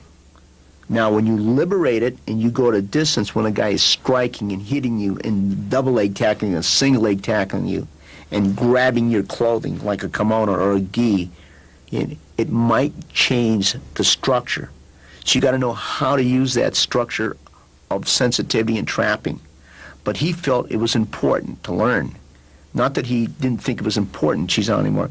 He went through it and got that essence so that he could take it and put it in a different structure. So it's important that you can take material out and put it in another material. In other words, let me just put it this way. You know the value of a tank. It will work in certain type of terrains. It will not work in a terrain like the Amazon jungle. Take a tank, it's almost tough because too much vegetation. It will not work in the ocean. It will not work in mountainous region with a lot of trees, but it will work in plains where there's level field. So you got to know the value of that. So like Qizhou, it works under a certain environment and structure. And it's a good environment and structure. A good Wing Chun man can make it work in many structures. But for Bruce Lee, he wanted to take the essence of Qizhou and put it into his structure. The structure had to be mobile. You have to strike at different angles. You have to be ready. Because a lot of times the play is up here on the top. The minute the person sinks, like a single leg tackle, double leg tackle, sometimes now the Qizhou doesn't have the capacity to deal with it. Now, if it's up here and it's a crowded people, right, the hand structure, then the Qizhou movements will work. You have to know how to use it. It's just like any infantry soldier. There's a time to use the rifle. There's a time to use the handgun. There's a time to use the grenade. There's a time to call for the artillery. There's a time to call for airstrike. There's a time for everything. There's a time to fix bayonets. It's not that 100% you're always going to use your rifle. 100% you're not always going to use a grenade. 100% you're not always going to use fixed bayonets, right? So you have to know how to use it. And a lot of times you have to call for an airstrike for support. So everything has its place. It's neither better nor worse. So Qizhou is important, I think, you know. And also just learning how to deal like a wrestler does, plumbing and moving in for the neck, arm, leg. That's important too, because that's a different type of structure. All structures would be out if, say, you were to jump in a swimming pool. The kicking is out. The sensitivity is a little bit different now. See, it's different. You see, put 2 people in 5 feet of water, to put people and make them fight in 6 feet of water. The structure is different. Another type of structure has to come in place. So you have to look at the environment. But I still think it's a practical form. Myself, if I was a person interested in getting better in the martial art, I would study under a good Wing Chun teacher. Because I do think it's important. I would study under a wrestler because I believe they're highly conditioned. They know how to understand sensitivity from another perspective. I would study a Filipino martial art and study things like the hubad, things of that sort, because it's only going to make you well-rounded.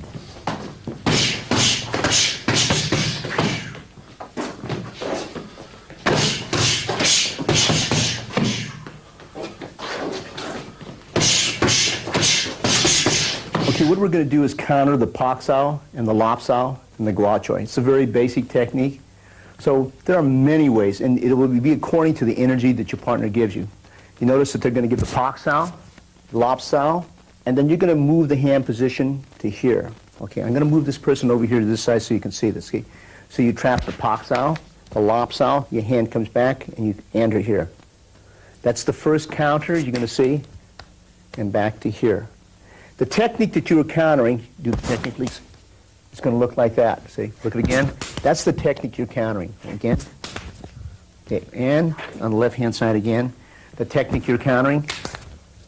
Okay, technique you're countering. Okay, the technique you're countering. Okay.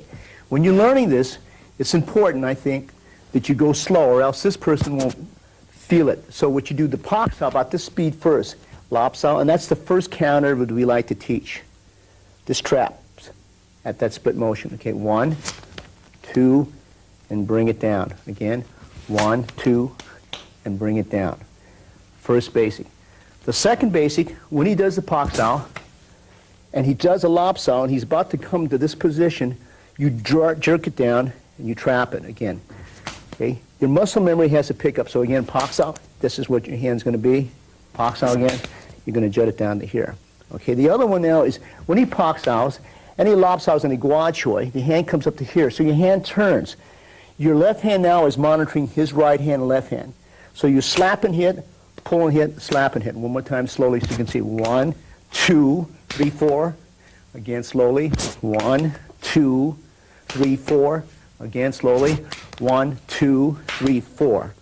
Okay, now, the other way that you can do this, if you pak sao and you lap sao, your hand is going to come out here. This is kind of a classic, and you're going to strike in that area. Pak, lap, pak. One more time slowly, okay? You're going to come to this position. Your hand's going to strike and kick at the same time. Pak, lap, pak. One more time slowly. Okay? Back to here. Pak, lap, pak. I hope this volume 2 on Junfan Gung Fu, Jeet Kune trapping will give you more insight into the art. Thank you very much.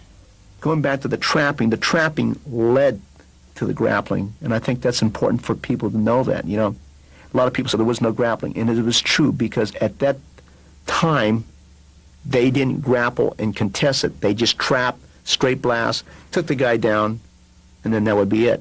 We did a lot of things in our own personal training that were not taught in the Chinatown school, and that's because he was experimenting, and that's because he was researching. He loved the research, he loved to experiment, and when he researched and experienced, he would create. And that's why I would say that the curriculum of Junfan Gung Fu, which is a set and established system, and Jeet Kune, which is his own personal system, was constantly evolving because he was constantly evolving. And if you stopped, just like in any field of endeavor, there is research, there's experimentation, there's creativity, and there is an evolution that is taking place, a gradual evolution. It's so subtle sometimes you don't even realize that it's evolving. And that's what made him great.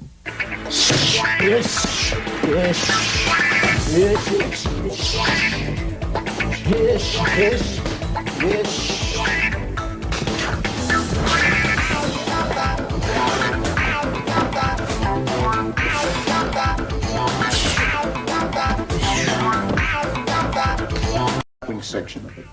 I'd like to share with you, historically and for educational purposes, what he used to perform and teach us during this time period of 1966 to 1967. So I'm going to use Rick Young just to show you some of the things. So a lot of time at that time period, he preferred that we were in a right lead. And when they kicked with the rear round kick, he would grab it. This is what we call attack by drawing. He would step into it, put his foot here, and lock the first one. This is one of the first ones he did. We'll do this very, very slow again. Okay? This is attack by drawing. We side kick it. We walk into it. We trip. We put pressure on the foot and then lock it. Many of the trapping techniques and takedown were taken from what we call ABD, attack by drawing. So one of the most popular ones taught by Bruce Lee at this time period from 1966 to 1967 was attack by drawing. After the rear kick, we trip. And we have two locks for you. One, we stand, and one, we sit. Okay. All right. Going with the same thing again. Okay. You attack by drawing. You stand. And sometimes we would take the body over and sit and go into the Boston crab.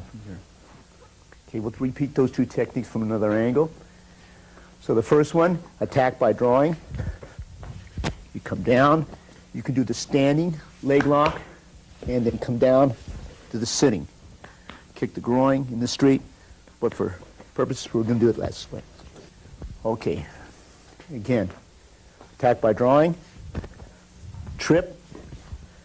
Take the standing lock first. Roll them over in the half Boston crab. Complete the second one. One of the other ways we got into the grappling was through what we call HIA, or hand immobilizing. I'm just going to show you some of the very common ones. Remember, the technique's not going to be exactly like this, but if we can trap the first barrier into the second barrier, and then we would elbow, grab the arm, and go into the lock. Okay?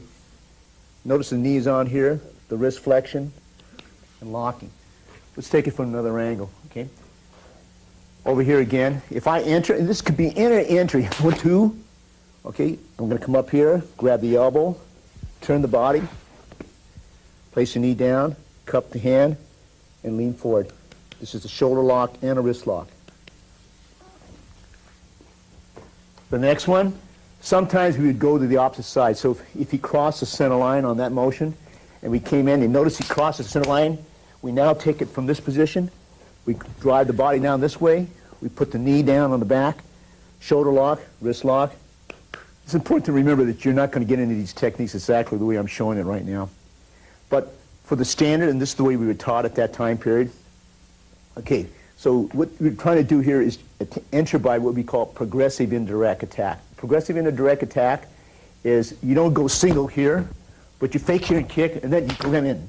Now, when we knee the body, this is either the choke or the face lock. So we could do it this way, or we could do it this way. Okay, one more time, very slowly. We're entering what we call progressive indirect attack. Again, this is a direct attack, but this is indirect attack. This is ABC, okay? And now I'm going to move the knee up, do the face lock, or this way, or this way, or this way. When we talk about the grappling in Jeet Kune or in Jun Fan Kung Fu, he really didn't teach it at the Chinatown school. And that's because he was still researching it. What he used to do is research on my body. But if I were to organize it, I would say that a lot of his finger locking and a lot of his locks came from Professor Wally J. A lot of his takedowns probably came from judo and wrestling, because he liked the single leg takedown, he liked the double leg takedown, simple things. He picked a couple of judo throws that he really liked, because he had judo training, I don't know for how long. He liked the seonagi, he liked the kubanagi, he liked the osotogari, he liked tai toshi. Very, very simple, you know. He didn't gravitate to the hip throws like ogoshi, yukigoshi, but he liked uchimata a lot. Right? He liked Harai Goshi. He liked Hanagoshi. I would say that I don't know why he didn't incorporate the training, this type of training, but what he did was incorporate it with me. And what we used to do is just go through this movements through trapping, through attack by combination, which is more like kickboxing, and then put me in a lock, and we wouldn't contest it. We would just tap. If it hurt, it tapped. We didn't try to get out of it. In other words, we didn't wrestle. However, the newer people now are doing that, mainly because of the influence maybe from the movement of Brazilian Jiu-Jitsu in the United States and in shoot wrestling. Shoot wrestling, as I saw, is a combination of Russian Sambo, Japanese Jiu-Jitsu and Judo, mixed with European catch-as-can wrestling, mixed in with Muay Thai, and then modified to fit it in what we call kick and punch and cement type of arts. But at that time frame, we did not. That's why I encourage my people to train in a variety of arts, because possibly I won't be able to give them in depth that maybe some of these arts can do. And I myself train in these arts because I want to grow also, you know. And I would say that a lot of people were saying, well, the most common comment I hear is that, well, Dan Inosanto has muddied the waters of Jeet Kune because he teaches other arts. But to me, You know, I try to teach Jeet Kune and Jun Fan Kung Fu exactly the way Sifu Bruce Lee taught me. However, I love to train in the other arts. I don't think there's anything wrong with that. If you like classical music, you should be able to go into pop. You should be able to go into Western music. You should be able to go into hip-hop or whatever you like. I don't know what you like. And I don't think there's anything wrong in liking classical music and pop music or Western or jazz or whatever. I think that's a person should be able to do that. But I know I'm criticized for that because people want to just frame me in one particular way. I don't know what the deal is, but I think it's important to grow, and you don't grow unless you go out of the confines of security. It's easy to stay in one system and do it exactly that way. It's a little bit more daring and sometimes kind of fearful to go in areas where you're not familiar or to tread on waters that you're not familiar with. But that's where growth comes. As he said, it's from the old that we get the security. It is from the new that we grow, and I think it's important. In any new situation, you're going to grow.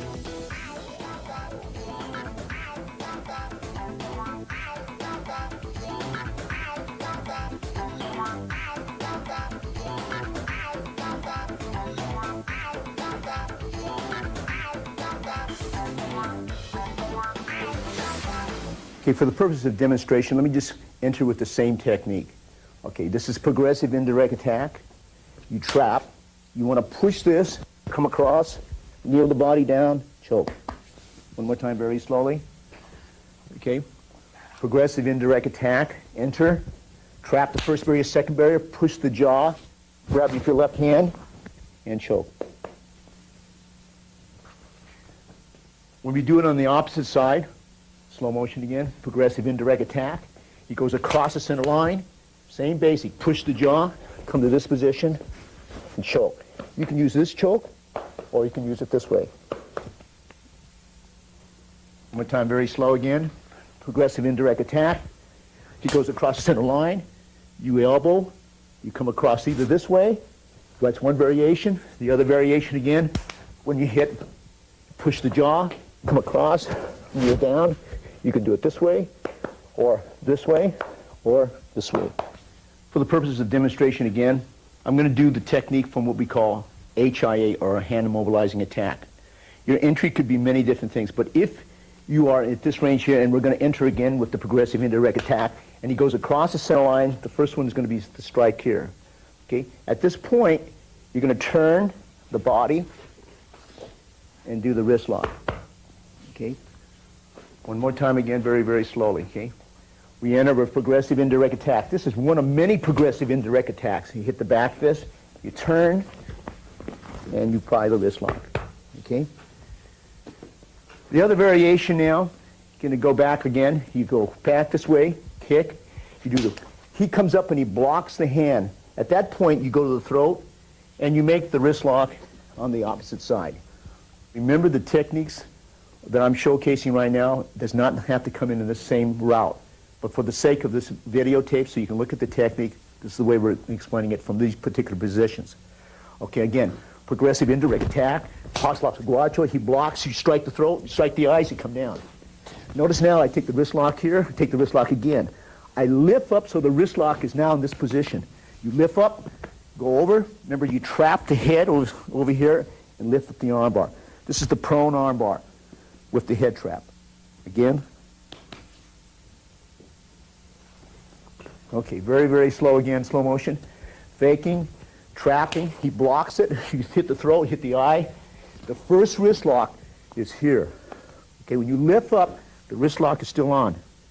Notice again, you step over with a giant step, trap the head, and do the armbar. When you do these techniques, you want to do them in the right lead, and you want to do it on the left lead. You want to do it on the lead hand, and you want to do it on the rear hand. Okay, for the sake of simplicity of this video, I'm showing everything on the right, but you have to go home and practice it on the left. You have to be able to do it on the right hand, or the lead hand, or the rear hand.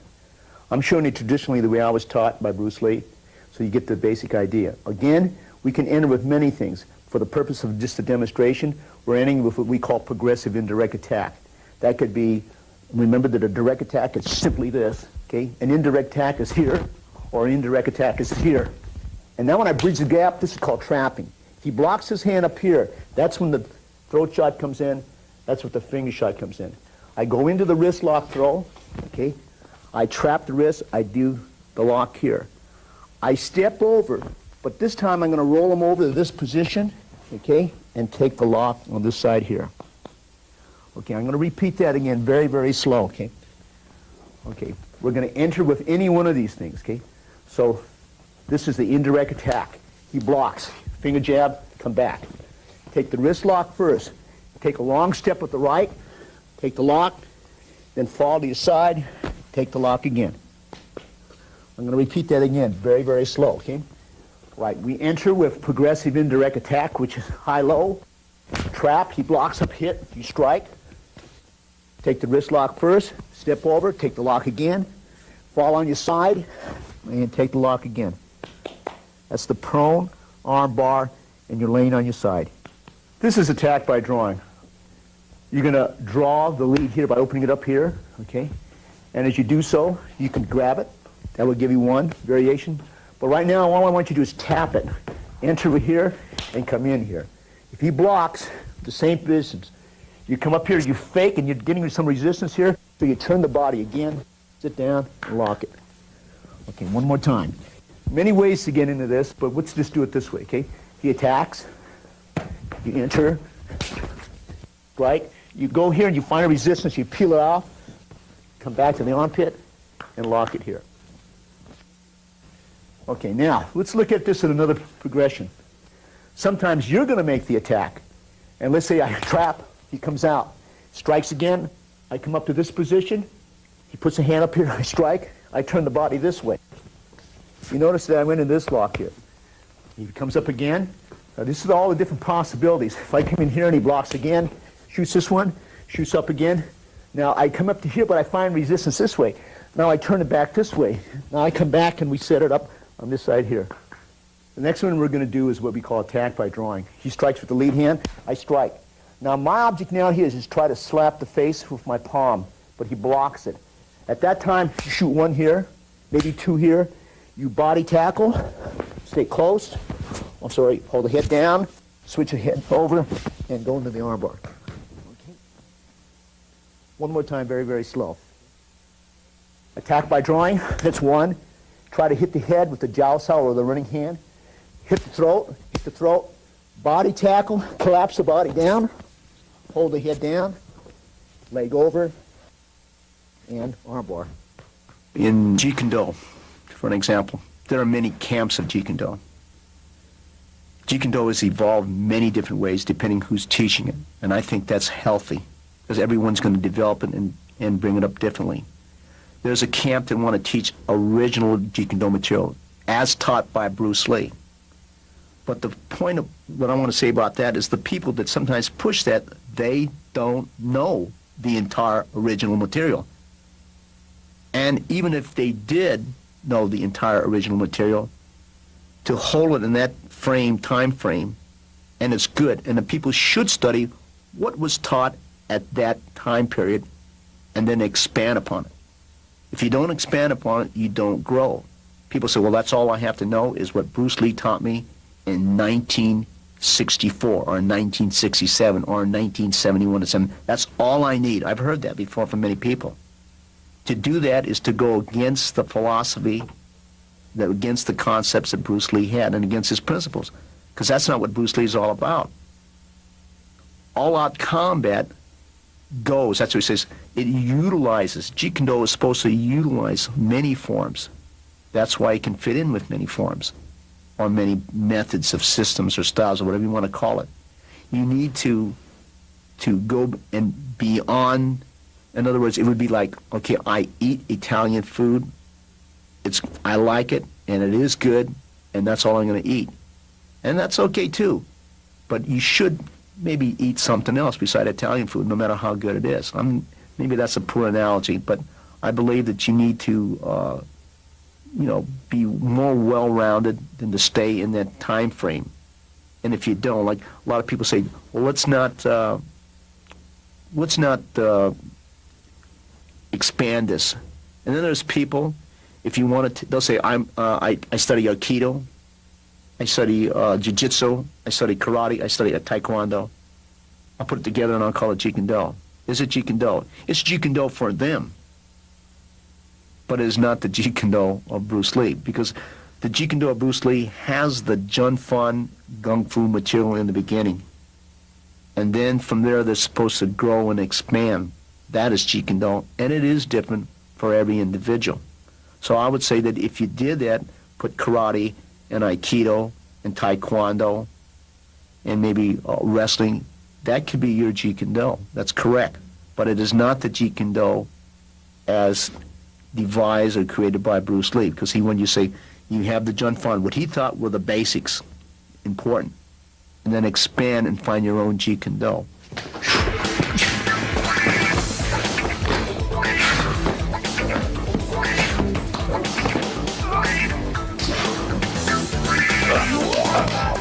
It's important right now to remember this is what we're showing what Bruce Lee did in the time period of 1966 to 1967. Many of our techniques we did on the ground were non-contested. In other words, we didn't spar it. We didn't do it competitively. We did the technique and we tapped out. But in respect to Bruce Lee, I think for that time period he was way ahead, because he did the stand-up punching and kicking, which we did contest the punching, kicking, elbowing, kneeing, but we didn't contest or compete more on the ground. So nowadays we have gravitated in learning from people who are the experts, the freestyle people in wrestling, the catch-as-can wrestling people, the shoot wrestling, the Brazilian Jiu-Jitsu, the judo, because they compete the locks and they know how to get out of it, and they don't let you put it on in a very cooperative manner. But at this time period, it was way ahead of its time, because most people that grapple did not do the stand-up kick and punch. The people that kicked and punched did not grapple. So in this respect, Bruce Lee was way ahead of his time. He drew from different Chinese methods of that time. He drew from Jean LaBelle. He drew from any person he felt that he can gain the knowledge from on the groundwork or on the grappling and locking. So it's important. What I'm showing you right now is the curriculum. And we were taught that this curriculum, it's not going to be like this anyway. This is so we can learn the lock, learn the muscle memory for the lock. And these are the things that we took. Okay, we'll just look at some of the, at this time frame, what we did. If I trap this, our object was to score in one motion. But if that hand was caught, this is the hand that turns over. You notice that there's a wrist lock here, you go down, and the first lock we learned was to put our knee here and push the shoulder or push the elbow. That's one of the first ones we learned. Okay, one more time. Okay, the second, if he grabs it, you turn, there's a wrist lock here, you come down, you come across, put your leg here, go across the elbow, or come back to this position. And there were many locks that we did from here also. Third time, just so you can look at it. So this is when a person grabs your wrist. You turn it quickly, and there's a wrist flexion here. Turn it across, trap the arm, do the first lock, do the second lock. Okay? Now, we also did it this way. If he grabbed the wrist, we encircle the armpit over. We drop down to this position and do the armpit armbar, which was one of his favorites. Okay, second time, very, very slowly so you can just see it. Okay? Again, we wrap the arm over, we drop down to this position and locked it. Third time, just so you can take a look at it very slowly. Okay, in this respect, you grab the wrist, turn over, turn down, and lock it. Okay, let's look at some of the ways also that if you did it, and he was trapping. So he does the paksao, he lops a guacho. Notice the trap here. We can take this hand or this hand. For the purpose of demonstration, I'll use this. Put it across here, and the same thing. Now, I'm using my knee now. Okay, so very, very slowly. Okay? He does the paksao, lopsao. I come back to here, I strike. You can use this hand or this hand. I pull it down, push it toward him, pull it down here. And the other method we used was to step over and lift it like this. Okay?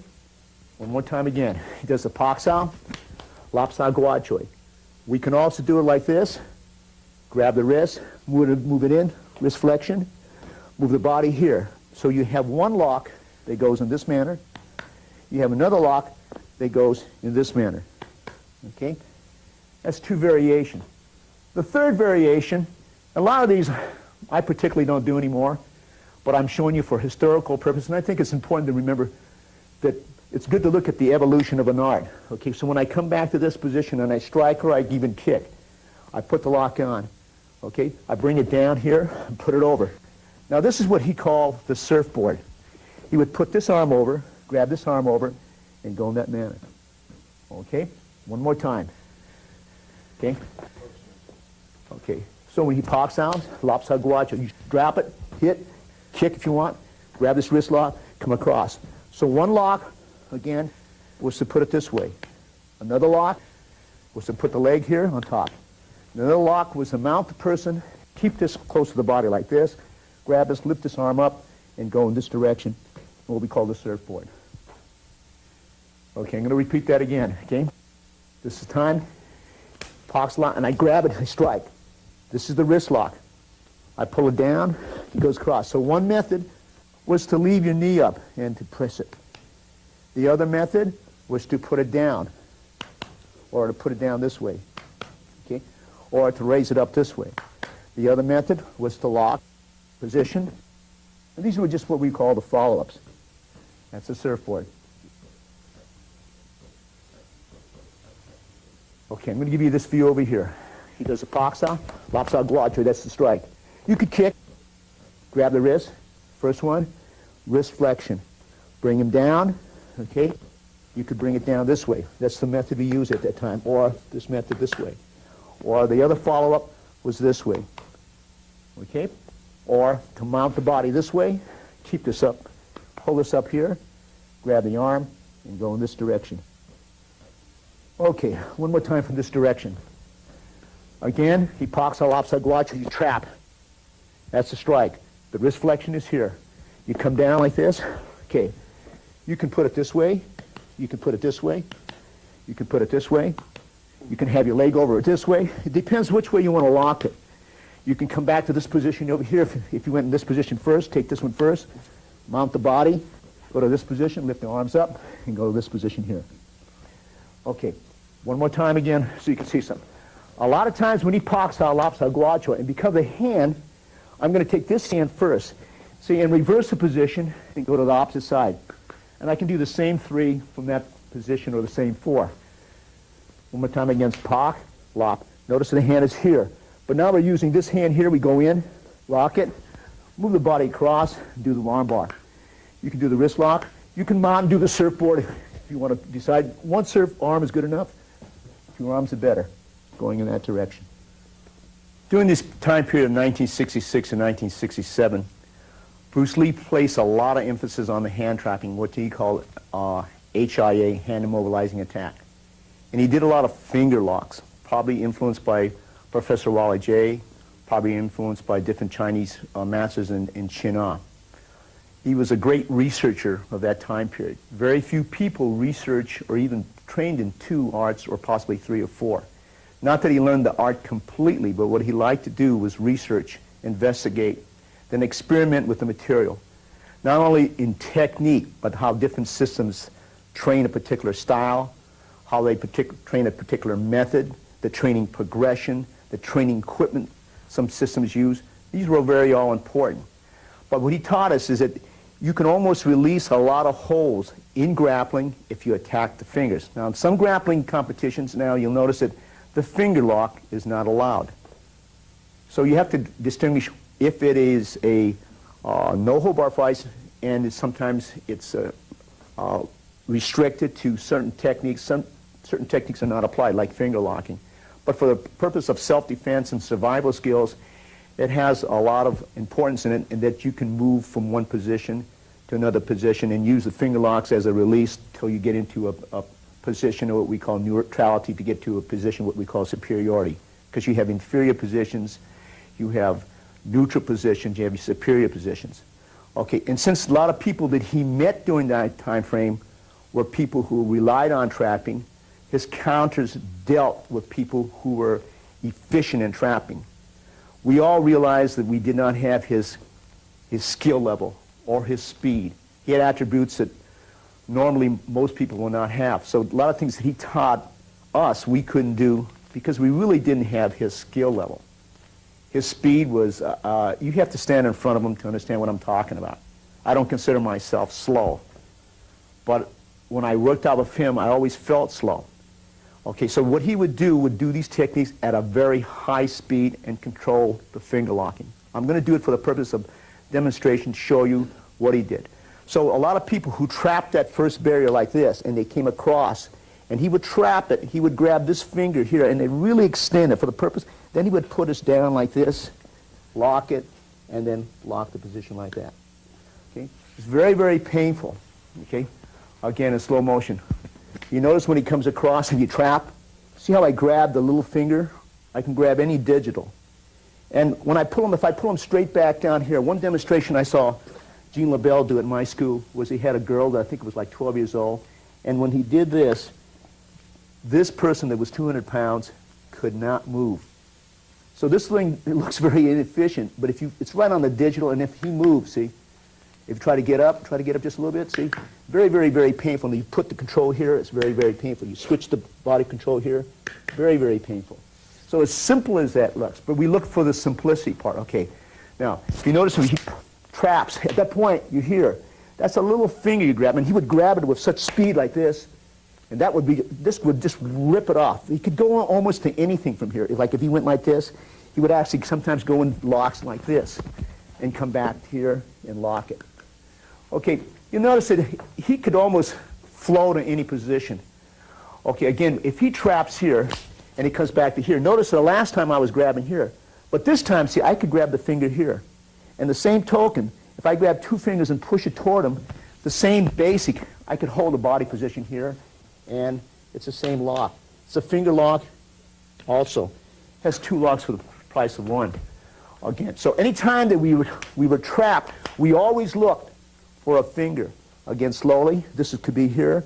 When you press it down here, see, you can move almost to any position. See, these are just locks. You can move into this position here, into this lock.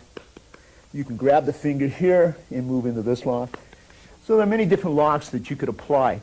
And I really like this time period because for me it was a period of experimentation. And what I would like is to do it again so you can see it. And we did this both right lead and we did it left lead. So if he trapped this barrier, and this is not the only trap because for the purpose of demonstration, when he comes to that position, see, when I strike here, I might be going to this position here. You notice that I'll start off as a shoulder lock here, but at any time I could grab the fingers. So once you understood the principle, you can flow in from different, what he called different methods. Didn't matter. Because if you go by principle, you go by concept, you will go beyond the barrier, or what we call national barrier of the style, whether it's the Japanese system, Chinese system, Korean system, Okinawan system, Indonesian system, Filipino system, Indian system, African system, any system, you can flow back and forth. A lot of French grappling you could use in that also. It doesn't matter which one you use. Okay, for the purpose again, so you trap the first barrier, you trap. Okay, you can grab this digital, you can grab this digital, you can grab this digital and pull down this side also. See, again, holding it down. These are very, very painful. They don't look very painful. And it teaches a lot of releases. Okay? All right. Again, you notice at this time when I go here, I always have the choice of this, or lock to the left side, or possibly here, grabbing it again. Okay, grab it again. See, now he grabs me. He comes back. See, I can grab him. See? Still the same basic. You could do it for counter pose, back and forth. It doesn't really matter. You know, Jeet Kune, I really don't know what it's going to be like in the future, but I will say this, okay, that everyone will promote it, advance it in their own way that they think that's right. But I will say that Jeet Kune people, or Junfan Gung Fu Jeet Kune people, are usually the most free-minded. In other words, what I mean by that is that they are usually the first ones who will get into any kind of thing that is new. In other words, they were usually the first ones that got into shoot wrestling. They were usually the first ones that got into Brazilian Jiu-Jitsu. They were usually the first one that explored catch-as-can wrestling, Russian Sambo, different things of that nature. So most of them I say the majority of them are very open-minded. They're free to go in the path they want. You know, at the time that Bruce Lee was alive, he had 3 certificates. One was on Jun Fan Kung Fu, and he gave rank 1, 2, 3. That's usually the ranking he gave, reserving 8th as the highest rank. And then he had ranked in what he called Chinese Kung Fu, the Tao of Chinese Kung Fu. And then he had rank in what we refer to as Jeet Kune. Both the Jeet Kune certificate and the Tao of Chinese Kung Fu, he gave because it said was personally trained by Bruce Lee. I have 3 certificates. At the time of his lifetime, I was able to give up to my rank. In other words, I was rank 3, I could give rank 1. We had 2, that was broken down into 1 and 2. And 1 was broken down into what we call senior 1, junior 1. 2 was broken into junior 1 and senior. And I was able to give up to those ranks during his lifetime. You know, the minute he died, people said, no, Bruce Lee didn't give rank. You can't give rank. So, but while he was alive, I could give that. I could test for it if I wanted to, and I could give that rank. So now here in the year 2000, I give rank, and I've added what we call apprentice instructor. I have added associate instructor and full instructor and senior full instructor. Apprentice now, starting in 1988, the people who study with me, they have to go 5 years, no matter how good they are, because I think the time with that same knowledge is a difference. They go anywhere from 4 to 5 years as an apprentice instructor. This is after they've already gone 3 years of learning. They have to have a minimum of 3 years before I can even look at them as an apprentice instructor. And then go another 4 or 5 years to get an associate instructor. And then they'll go another 4 and 5 years to, if they finish what they call a full instructor.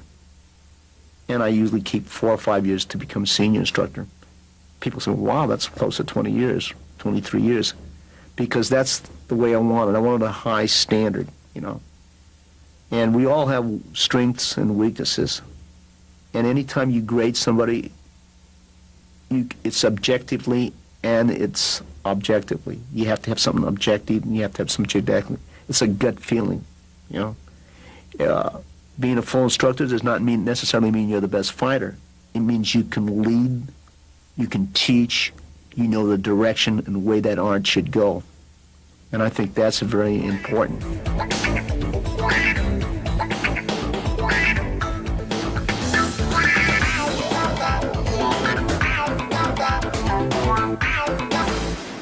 When I was training with Bruce Lee during this time period of 1966, 1970, he always stressed that even the material you learn, you want to absorb what is useful, reject what is useless, and add things that you discover and create and put them into the system of learning. That is what we refer to as Jeet Kune. But we use the base of 1966, 1970. He always stressed that even the material you learn, you want to absorb what is useful, reject what is useless, and add things that you discover and create and put them into the system of learning. That is what we refer to as Jeet Kune. But we use the base of Jun Fan Kung Fu, which some people now call original JKD, which in effect is incorrect. The original JKD is Jun Fan Kung Fu. And then after we learn this, we're supposed to learn how to absorb material, not only from the system that we are training in, but from other systems that we observe. So again, I'm going to repeat what he used to repeat to me. Absorb what is useful, reject what is useless, and add essentially what is your own through discovery, through research, through experimentation. I'm going to start here with the face lock or the front choke, and we're going to take it from the trapping. It does not have to come from the trapping range, but we want it to come from any range. It can come from attack by drawing, it can be attack by combination, it could be a progressive indirect attack, it could be a singulated angulated attack. But for the purpose of this, I'm going to have Rick Young and Eric Paulson come in to demonstrate. Okay. Again, this is the entry, double Paksao. He's in the face lock. One more time. Face lock. Okay, one more time. Double Paksao, and he's going to the face lock of the choke. Now, there's a time now he's going to counter this. You now go into the different variation. Single leg pickup, steering wheel over, cross, and lock. Okay, he's going to do that 2 more times, very, very slow. The entry into trapping, HIA, the face lock, which was not successful, single leg tackle, steering wheel over, lock the leg, grab the chin. This is very classic during that time period in Junfang Kung Fu. One more time. Entry, double pak sao. Face lock is single leg tackle, steering wheel over, locking the leg, and the head. Pressure is on the leg and pressure is on the head. One more time. Double pak sao entry, the face lock is not used. Down, steering wheel over, tacking the leg lock, and again. Okay, now there are other variations besides the single leg tackle. And I'm going to ask them to go through that one more time and come into another basic. Okay, again, the entry, the same entry, so you can get the idea. Okay, again, that's the entry. Could be one of many, many, many entries. The elbow, the face lock, which was not successful. He comes in, now this is the double leg tackle. Strike to the groin, and the leg lock. He's going to repeat that 2 more times.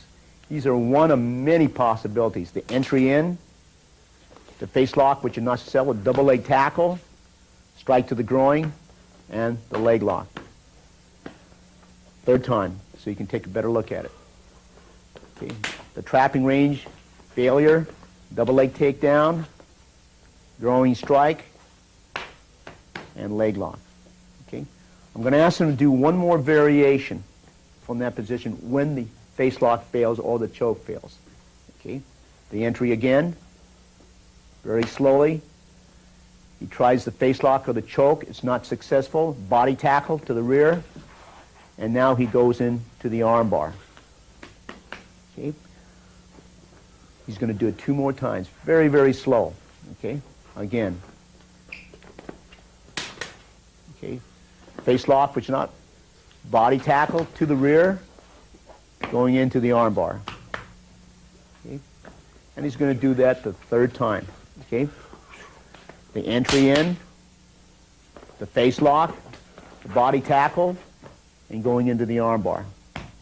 Again, we're going to do some basics off the face lock or the choke, front choke. And this is very, very typical, as I said before, during the 1966 and 67 period. Okay, for the purpose of continuation, okay, he's going to trap. Okay, move in.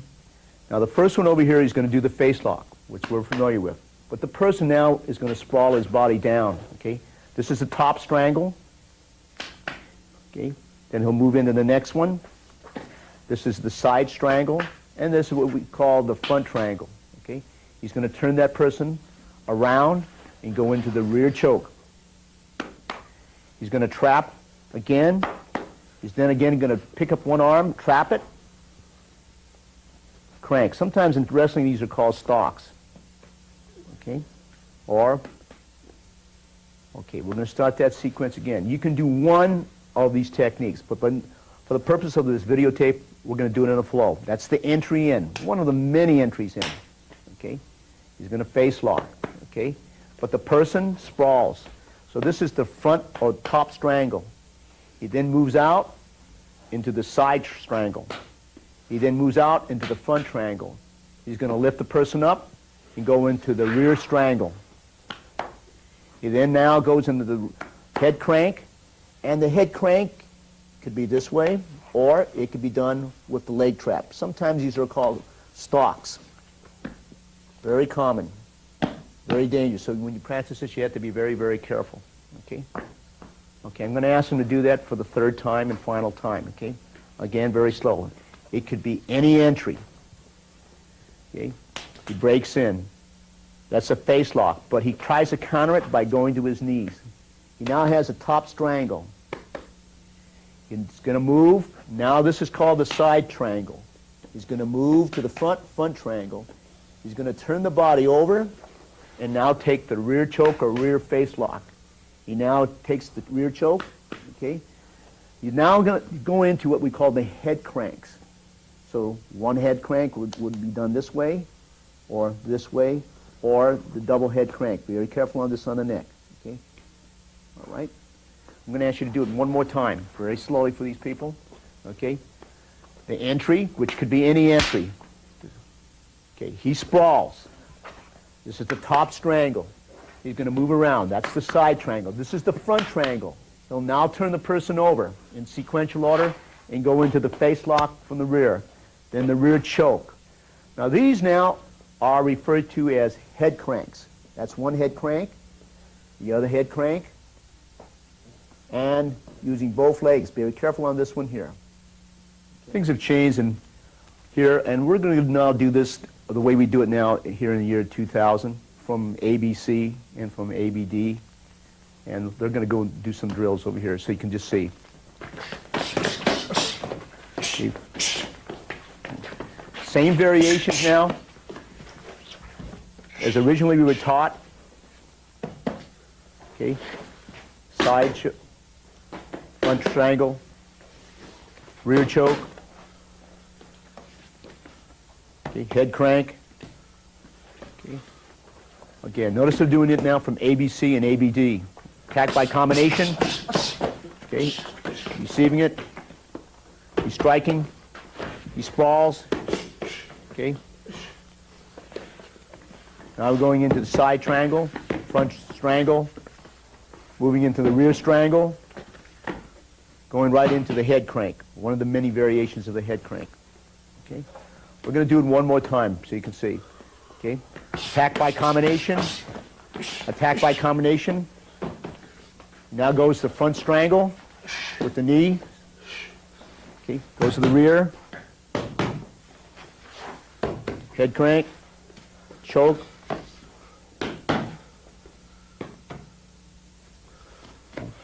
Okay. As you notice again, okay, we're going to go a little bit slower now. The last time, very, very slow. You notice that he's going to come in with attack by combination. Now he's going to draw the strikes. He himself will now go into attack by combination. He's going to take the first face lock or head choke. He's going to go down as he sprawls, and now he's going to do the front strangulation to the side strangulation. Goes into the front strangulation, moves over into the crank, neck crank, goes into the choke, and goes into the head crank from that side. Okay. I'm going to ask him to do it very slow one more time, okay? Okay. Okay. He'll enter with attack by combination. He'll receive it. He'll knee. Now he's going into what we call the top strangulation to the front. Okay? He's going to strike. Possibly he's going to move into the side strangle. Goes into the rear head crank, lead choke, and head crank. Okay, remember that all the holes or locks or strangles, they can come in through 5 ways. They can come in through what we call a single angulated attack. That means one single motion, a kick or a punch. Another way you can get in these locks is attack by combination. That's ABC. You're striking, you're kicking, and then you find the arm or the body or the neck or whatever limb. Then the other way is what we call HIA, hand immobilizing attack. And then the other way is attack by drawing. And the last way is what we call progressive indirect attack. And remember that you have to get into these locks or chokes or strangles via offensively. That means when you are striking and kneeing and elbowing and kicking, and defensively while he's striking you with fists, leg, knee, elbow. This is very, very important because you want to be able to flow from all these positions. Here in the year 2000, again, we have changed it. And people will say, well, that's not the way Bruce Lee did it in 1964 to the 1971 period. And that's very, very true. But you remember that tactics change. Things that we use in the Civil War in the United States or in the Revolutionary War in the United States, we don't use the same rifle, nor do we use the same squad tactics. It's the same way it was in World War I. The tactics have changed. World War II, the Korean conflict, Vietnam, Desert Storm, etc. Tactics have to change. People don't like to change. They want it original. Nothing is pure. And techniques if you're going to make them successful, will depend on your skill. And a lot of it, of course, depends on the person who is in front of you, what his skill level is. Sometimes when we fail in a technique, we tend to think the technique is not good. It could be that the person in front of us is just superior to us in skill and in knowledge. And tactically, he's superior to us. So the techniques that we practice in this drill form, it's not exactly the way we do it now. All the techniques we've shown, remember now, we contest it. In other words, we grapple with it, we spar with it. Back in '64, we did not. We just put the choke on, the person would tap. We put the arm bar on, the person would tap. Or a lot of the students at that time period only went into the kicking and striking from the stand-up position. But things change. You have to adapt. Okay?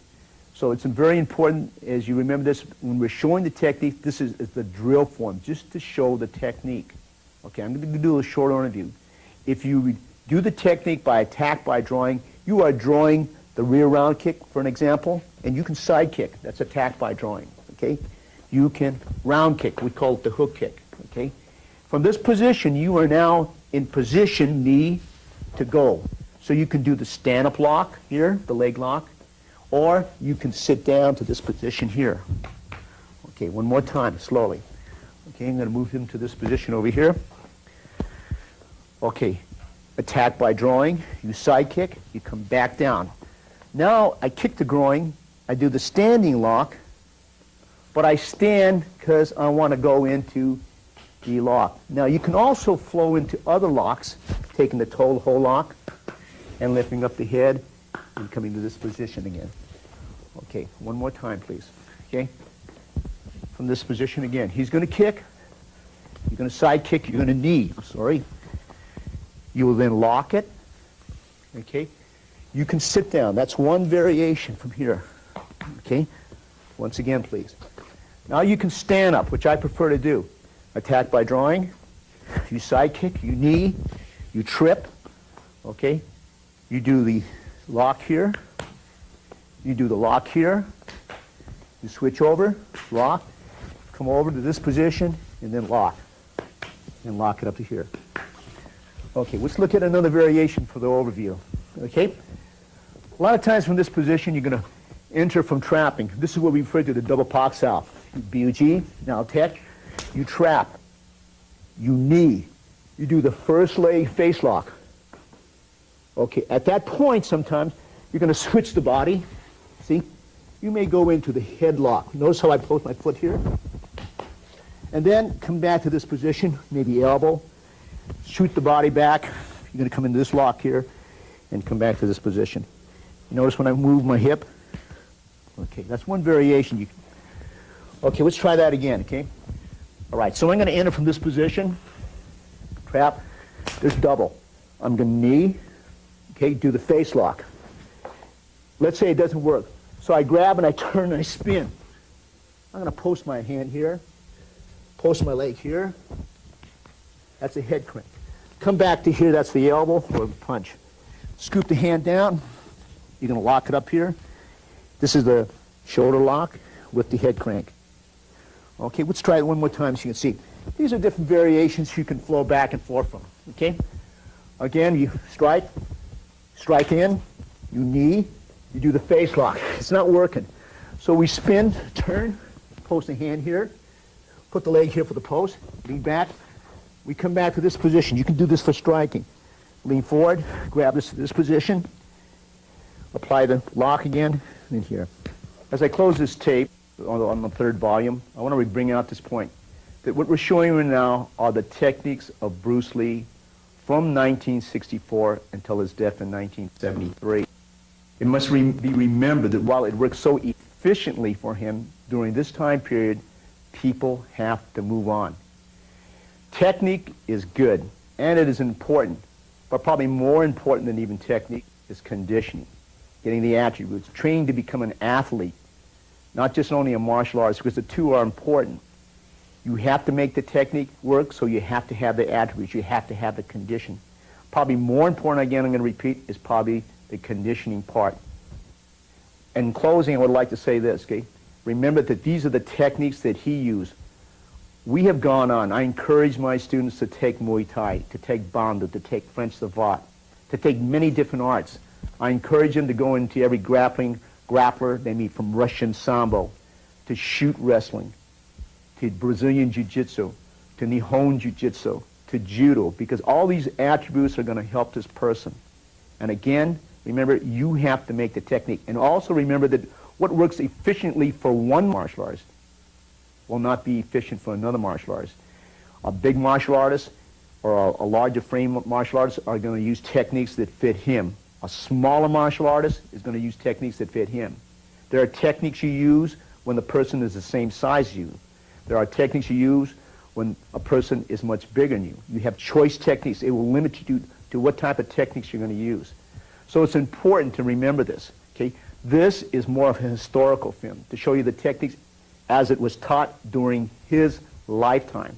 But we've moved on. Not that the techniques that we were taught by him were inefficient, but these are the way we were trained at that time period. We wrestle it now. We compete it.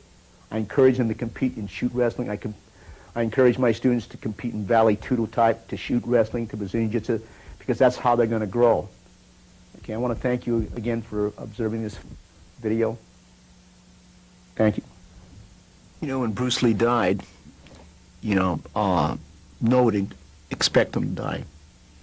And at that time, there was only 3 of us that were instructors. One was Taki Kimura, which is his friend, and he taught in the Seattle area of Washington. The other one was James Lee, who was his friend also, very dear friend, and he taught in the Oakland area. And the third instructor, I was his third instructor, and I taught in Los Angeles. When I trained under him, no one knew. So at that time, James Lee, as you know, passed away from cancer. So that left 2 of us. That was Taki Kimura and myself. I'm very, very close to Taki. I had the utmost respect. He is my senior in Junfang Kung Fu. When he went to Hong Kong, I took over the Los Angeles school. In fact, when it was open, he says, "You run it," because I don't like to teach. That was his saying to me. "You teach it. You're the Sifu there. I'll come over to check it out." And that's the way we had it. So when he left from Hong Kong, he says, "You are in charge of Jeet Kune." That's what he said. "You are in charge of Jeet Kune." And that's pretty hard, because when he passed away, I am not a Bruce Lee, and I'm not going to pretend like I'm Bruce Lee. I don't have his attributes. You know, I have a lot of his teaching. I was there when he researched on many things, and he researched with different people. If you had a wrestling background, he would play with you and learn what he could from that. So he was constantly learning things also. So I would say that, yes, it is. The burden of Jeet Kune is heavy, you know. And maybe not one person has the knowledge at all, but I feel I have a lot of the knowledge that was handed down. I know the direction in which he wanted to. There were people that were students under me that wanted me, 2 types of students. One that wanted to keep it a very closed-door group. The other one wanted to expand upon it. There are 2 different factions here now striving. One wants to promote it as big like Taekwondo. The other group does not want it. They just want to have 3 or 4 or 5 in the background. And that's the way Bruce Lee wanted it. However, there were many people, illegitimate people in Jeet Kune already saying that Bruce Lee made them instructors and things of that nature.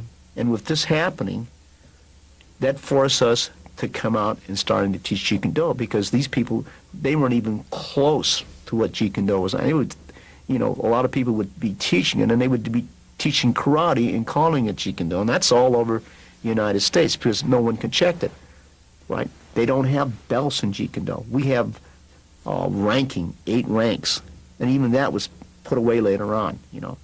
It was important for him to have ranking. So at that time, level 3 was considered an instructor. Bruce Lee having the highest, which is 8th rank. In other words, there was a yin-yang symbol that was blank, and then each yin-yang symbol had green, brown, black, yellow and white, red and white, and then the colors of the Jeet Kune. And then the last rank, which is his rank, is a blank circle like the beginner. That's the way he had it. So at that time, he didn't like ranking. Everybody knew that. But it is a burden sometimes, and it's a burden I don't want, you know, because it's a high responsibility. I don't want for once ever do something that would diminish. I don't think anything can diminish Bruce Lee anyway, because what he said is going to be there. Many books have been written about them, good and bad. So I think he's here to stay. You know, everyone knows he is a pioneer in the martial arts. He is like the Einstein of the martial art, because he could do it, he could perform it. You know, he has inspired so many people in the martial arts, not necessarily in Jeet Kune. So he's here to stay. He's a milestone. Nothing we can do will diminish it or make it get better. You know.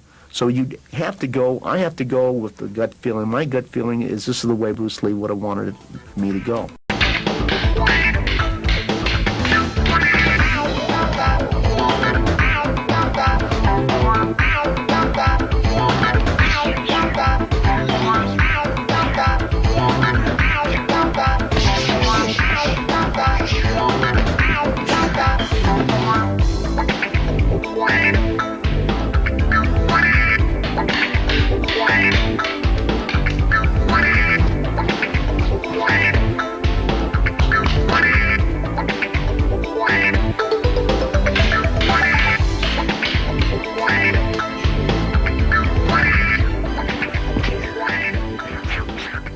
Hi, I'm Dan Inosanto. I'm from the United States, Los Angeles, California. This tape will be on, the first tape on the Filipino martial art will be on the empty hand portion of the Filipino martial arts. Filipino martial arts are known more for its weaponry. The section we use, we call it Subsystem 1. We teach what is called single stick or single sword or single axe.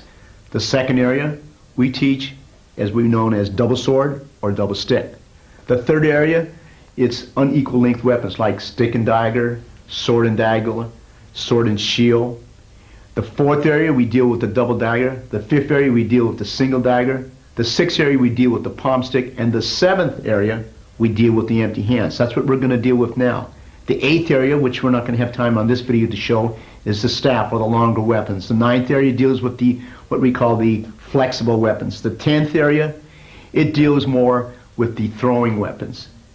And the 11th area we deal with the projectile weapons, and the 12th area deals with the what we call the harmonizing part of the Filipino martial arts. That's knowing the spiritual aspect of it, all the different healing arts, all the different morality codes and things of that nature. But this tape, Volume 1 of the Filipino martial art, will deal with empty hands. Now this portion is called Pangamut. It's called many different names. So in the United States, the American Filipinos, we practice it as a form of self-defense, but it can be a ring sport. And in 1905, that's what it became. The Americans first came into the Philippines in 1899. And when they came there, they brought the sport of boxing. But the art of boxing has always been practiced in the Philippines under many different names. Sometimes it's referred to as Pangamut or Panantukan, Suntukan. The grappling arts known as Dumog, Layog, Bano, Dechon, Kapulubud. Every area had a different name. And so what I'm going to show you are the art forms that were taught to me by one is Grandmaster John Lacasu, who has long passed away. The other one would be the Grandmaster Lucky Lukai Lakai Sr. He's passed away. Comes from a great deal of knowledge. Some people say the art does not exist in the Philippines. I don't know. I've never been to the Philippines. I'm an American Filipino. But I'm sure that the art does exist in some form. Some people say it doesn't exist there now because karate, taekwondo has taken over there, and they don't practice the old arts that were originally there at the time coming of the Spanish.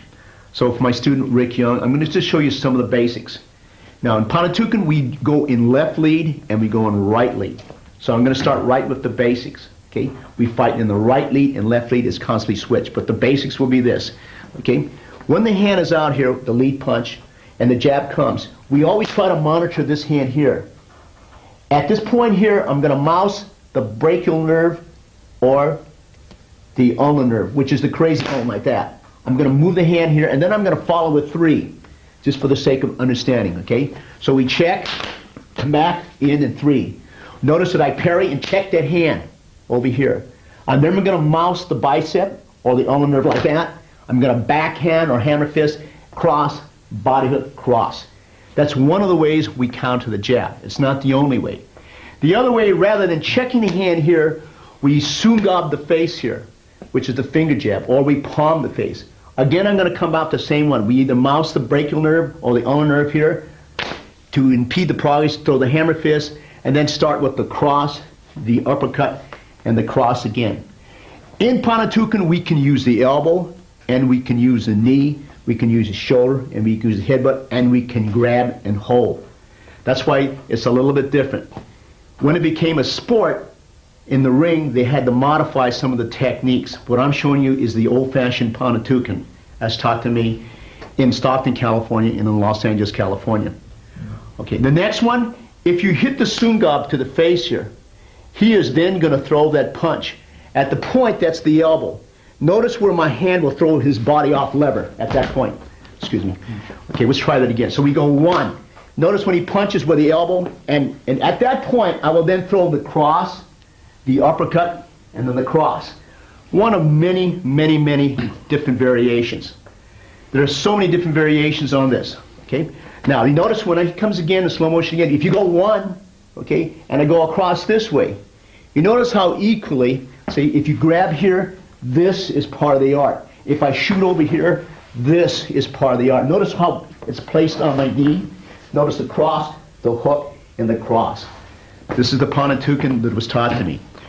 You're going to see that a lot of movements look very Silash, and that's because I have one instructor named Grandmaster Leo Gahi. He told me there's not any difference between the Burr Salat and a lot of the Penjok Salat systems and a lot of the Kuntao Salat systems of the Philippines, because they're very similar to Dumog, Panantukan, because at one time they were part of the greater Majapahit Empire, which include many different countries, which I won't go into right now. But right now I'm sticking to what I was taught at that time period. You notice closely, so we have one entry, just to review again. One entry was to check the hand. One entry is to hit the face or with the eye jab. Okay?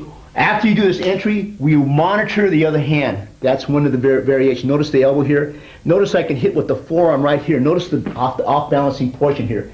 This is when we strike. Okay? Strike and then elbow and elbow. It can come into many different ways because we want to set the person off balance. Now the other way we can do this is what we refer to as the vertical gunting or the vertical scissor. You notice that we tap one like this and we shoot the hand here. Notice how the body swings to here. Notice how we come back to this position. I strike, and I strike. Okay? These are just some of the many ways. It's very hard to show the entire system. Again, on slow motion again. Notice double tap. Notice a shot. Notice how now I pick my hand. Notice his hand, how it comes into the shoulder. Notice how I cradle the jaw. There's a light to it. Look at the ear. That's where the shot is going to be at that point, because we can hit in Panantukan when the person is on the ground. You can't do that for Western boxing. So in Western boxing, you have to adapt the game, particularly in 1905 when two methods stayed as a martial arts supplement and another method turned as a ring sport. Okay, so again, to review again, we had one entry. We call it pasok. One pasok is to parry the hand and trap the hand. One pasok is the eye jab or the hit. When I use the word eye jab, because it's okay to do it in Filipino martial art. And then we had the gunting when we came out, like that. If we were to hit again now, notice this possibility, how it hacks, because it follows the movement of the stick. At that point, I just move the body here. That's when I now start the barrage with the overhead, the uppercut, the elbow, all those different variations. Okay, one more time again, okay? So on the possibility of here, and he strikes here, that's one elbow. But if I go out, notice where the hand is, the hacking. These are all forearm shots. And notice where the off-balancing comes from. See, because that's where you want it. Notice how unstable. If I just pull my foot like this, you're going to see how easy the balance is going to come out. Okay, so his balance is going to come out. We have to do this slow because you won't see it. Because if I flurry this, you're not going to know what I'm doing. Okay, so that's why I'm breaking it down at a very slow pace so you can understand this. Okay, now if we can hit high, see, obviously, we always monitor where the rear hand is. We can either step or hold, and see how I hold my body, my armpit is over. Notice where his neck, head is. Notice the shot here. Notice the slight twist. See, that's where you hold the head up. You start to hit. Palming the back of the occipital bone, hammer fisting here, or straight hitting here. And this is on the rib cage, which makes it very, very painful. At this point, see, there's a wrench here. If I switch over the base here, see, there's a wrench here. This is when we go into Dumo. Okay? These are all the various different entries. Now, When we deal with this front hand, we can deal with it in many ways. One, we can catch it. One, we can parry it. One, we can scoop it. This is called the kup. This is pa'awas. This is the kut. The kut is moving. Then we have waslik. Notice how I monitor the other hand on that point over here. Okay? Then you have what we call gunting. The gunting is hit back. So we can straight and gunting back and then come into to the target. Or we can vertical gunting and shoot it here. Or vertical gunting and hit the back. See, and then comes the hammer fist. Because in Filipino boxing, they do a lot of number ones and number two that you normally will not see in conventional Western boxing. It's funny, the older Filipino generation told me that when the Americans first came to the Philippines, most of them fought in kind of a John L. Sullivan stance. So they always depict all Americans, particularly Navy, Army, Marine Corps, because they always used to fight in sort of a John Sullivan pose like this. But they watched the natives there, this is 1899, and they watched the natives there and they noticed all the hands were in. They had lateral footwork, they moved a lot, because it is based on the knife, the movement of the knife. Okay, if I go back to this again, we just look at this closely. You have a catch, which we call the kup. We have a parry, which we call pa'awas. We have the kut, which we have the hand here. If we do the kut, we always search for that hand here. We have waslik, which we throw the arm here, which moves the body here. We have the gunting, which is here. We have the sungab, which is here. Okay? We have the vertical gunting, which we come out. And we monitor whatever that hand is going to be. Notice how close that hand is.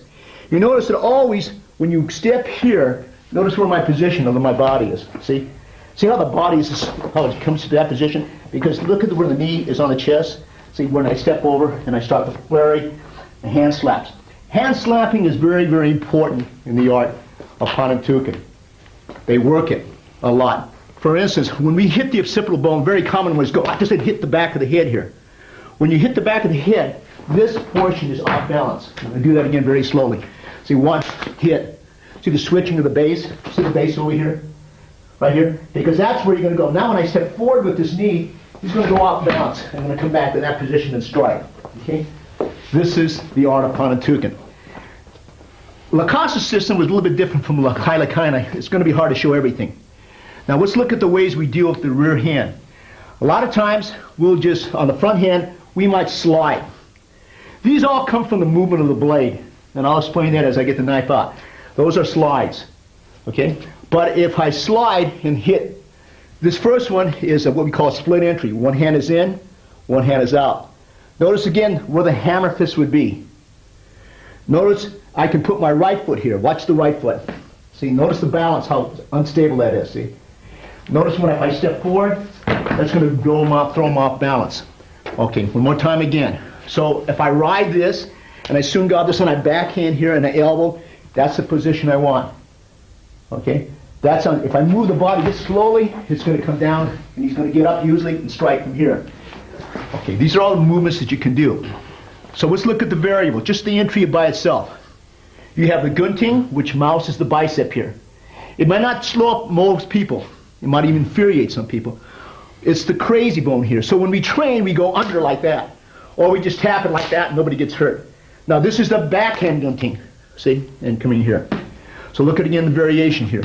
After we gunting, we parry, we backhand the bicep, and then we backhand the face. When we say backhand the face, it could be a back fist, it could be a hammer fist, it could be a half knife, it could be a full knife, it could be entire forearm, it could be the finger jab, it could be the elbow itself.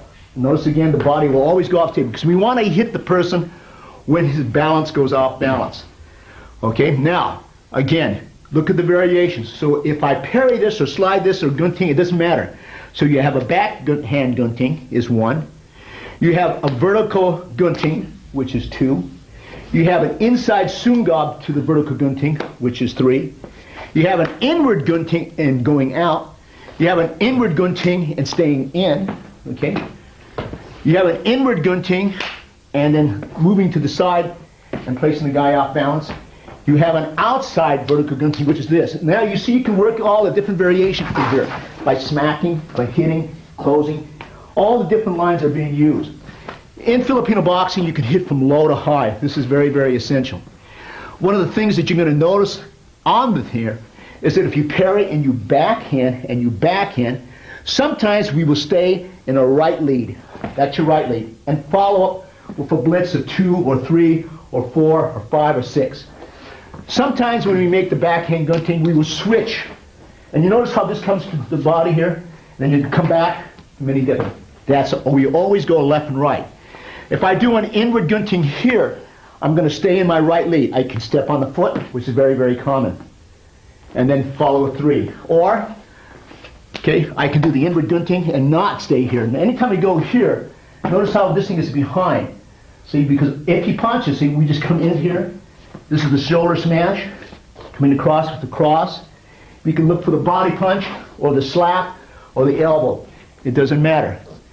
Okay, so all the basics come off that. Like a very common basic, again, 1, 2, and we go here.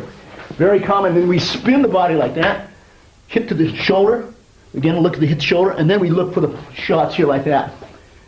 Okay, these are just many of the different variations that we can do from here. Okay, the most common one like that, if I go here, one more time fast, okay, come back, notice I'm here again, I do the uppercut, cross, slap, elbow, different variations are going to be here.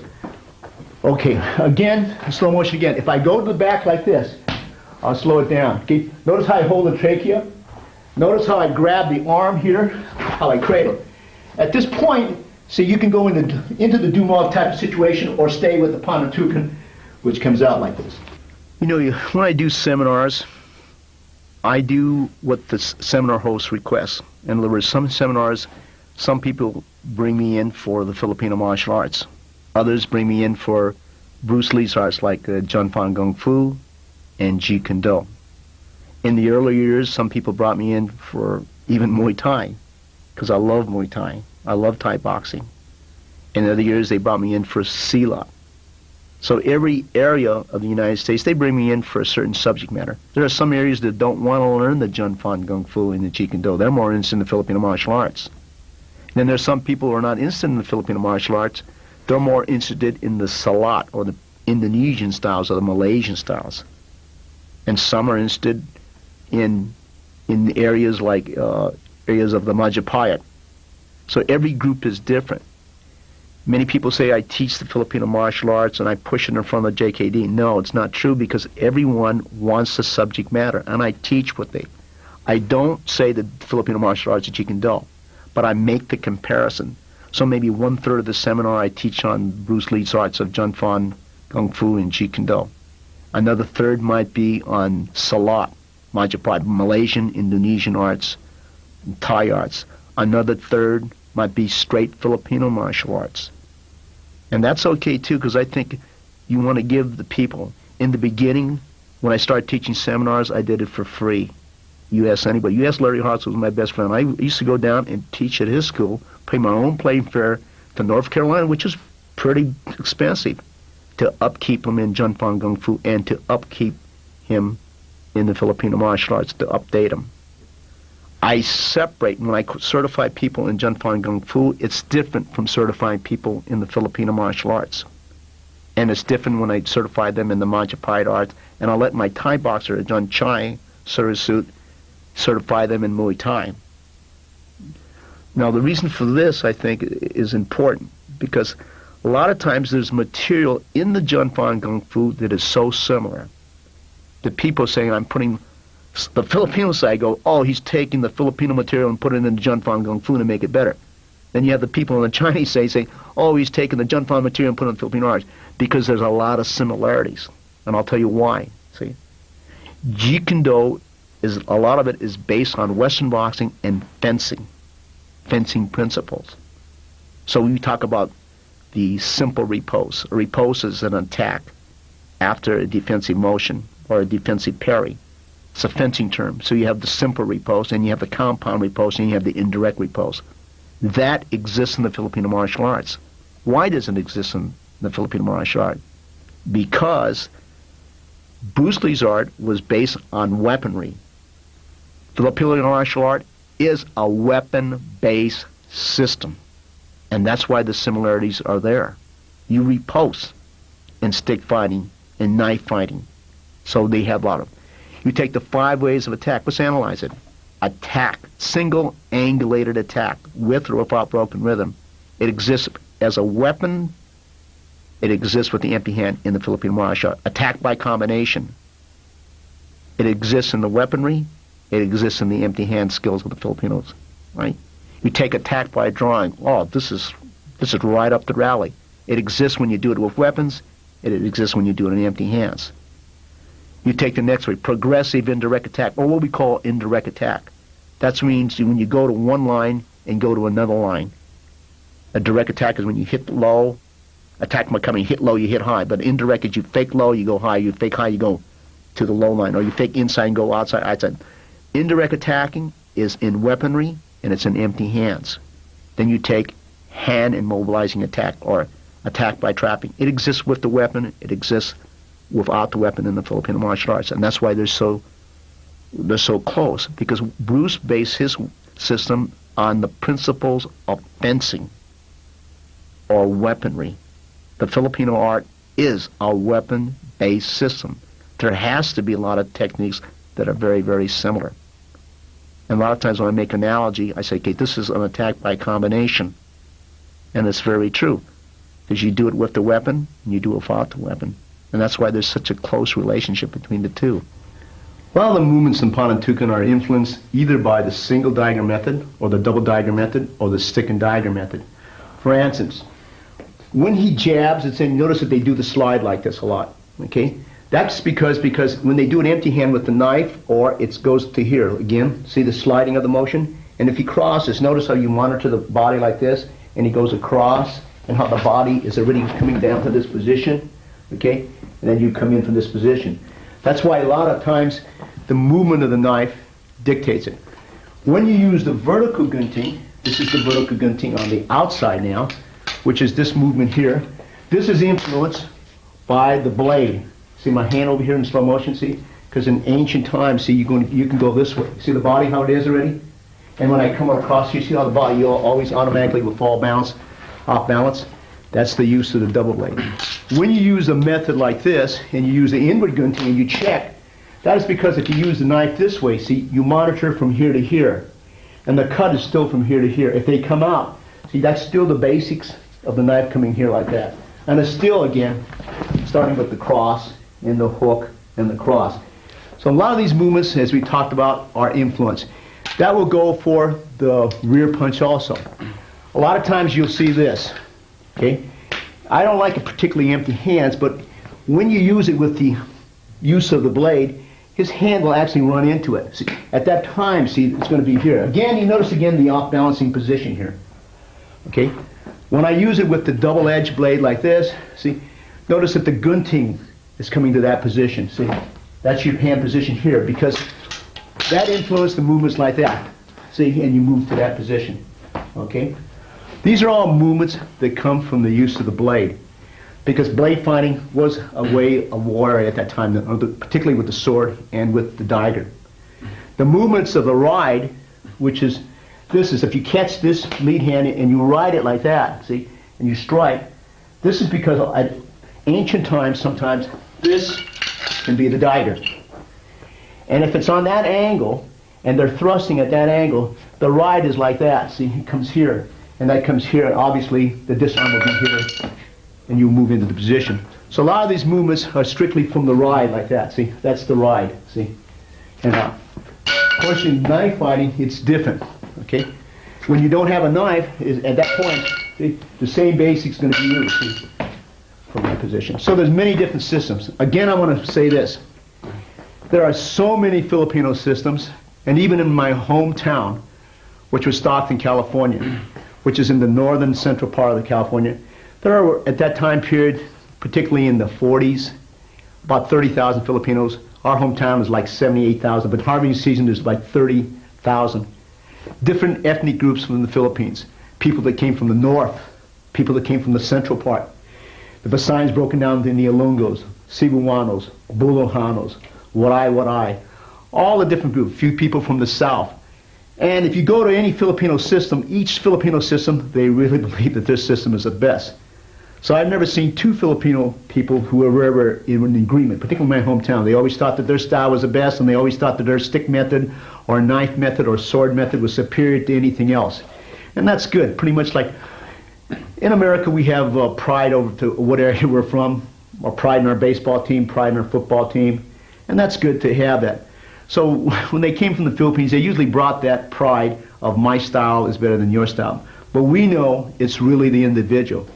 You can take a very athletic person who has good attributes, put him in probably the worst system, give him the worst teacher, and he will become good because of who he is.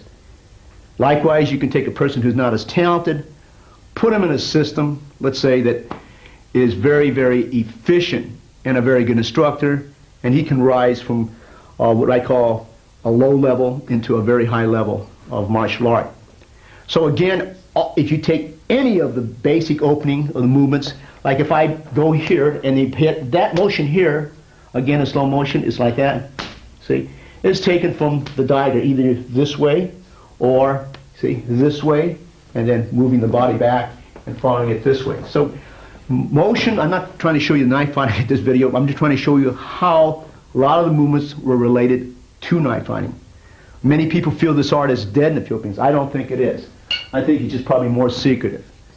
In my hometown, they didn't really teach it out openly. So if you were a Filipino, I would say that less than only 3%, maybe 5%, particularly in the 40s, 50s, and 60s, knew the art.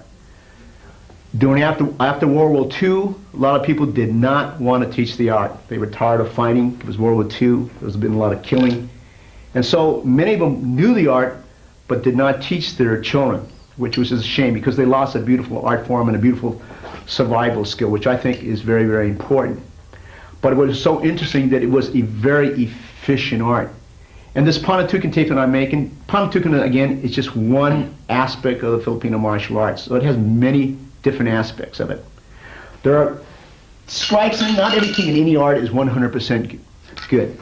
There are some systems. Okay, well, let's look at this. Why the number 1 and the number 2? A lot of times we would practice in solo angle 1 and angle 2, and then we would cross, then we would uppercut and cross. Then we practice on this 1, 2, cross, uppercut, cross. Because the number 1 and number 2 strikes are very, very important. We hit with the hammer fist, we hit with the forearm. Okay, in other words, if I tap that, the number 1 is hit on the bicep. This motion alone, see, will move the body off balance, see, because you're using the fist and the entire forearm. For the sake of the demonstration, you notice how I come back with the forearm? And again, you're going to follow with the cross, the uppercut, and the cross. Okay? Sometimes we see if this is angle 1, okay? Angle 1 in the Filipino martial arts, most Filipino arts, because every numbering system in the Filipino martial arts is different. This is what we call angle 1, whether we hack it or whether we slice it. Whether we come from this angle, whether we hit with the elbow, whether we hit with the forearm. So this angle 1 strike actually smashes here, but it can also smash the bicep and then hit number 2 here, and then notice how we step on the foot? That puts the guy off balance when we move, because there's a lot of off-balancing parts in this, okay? So look at it again. We call this short 1, long 1, 2, angle 2. Then come back to the cross, the uppercut, cross. That's just one of many, many different follow-ups. What I'd like to show you why it was necessary to learn empty hands. There are some Filipino systems that have the double stick, they have the single stick, they have the stick and dagger, they might have dagger, they might have staff. It is essential that they have the empty hand skill because no matter how good you are, at one time or another, you will lose your weapon. That's how the empty hand portion of the Filipino martial art probably evolved, because when they lost weapon. If you're a good man, they say you will never lose a weapon. But sometimes you might. So under these circumstances, I'm just going to use you give you a common scenario. If I do the rook block, and he came in and he snaked, and he came out, and I came out here, see, I would now go into the empty hand skill. Okay, this is where it's very much necessary, whether I cross and uppercut and cross and went into another part.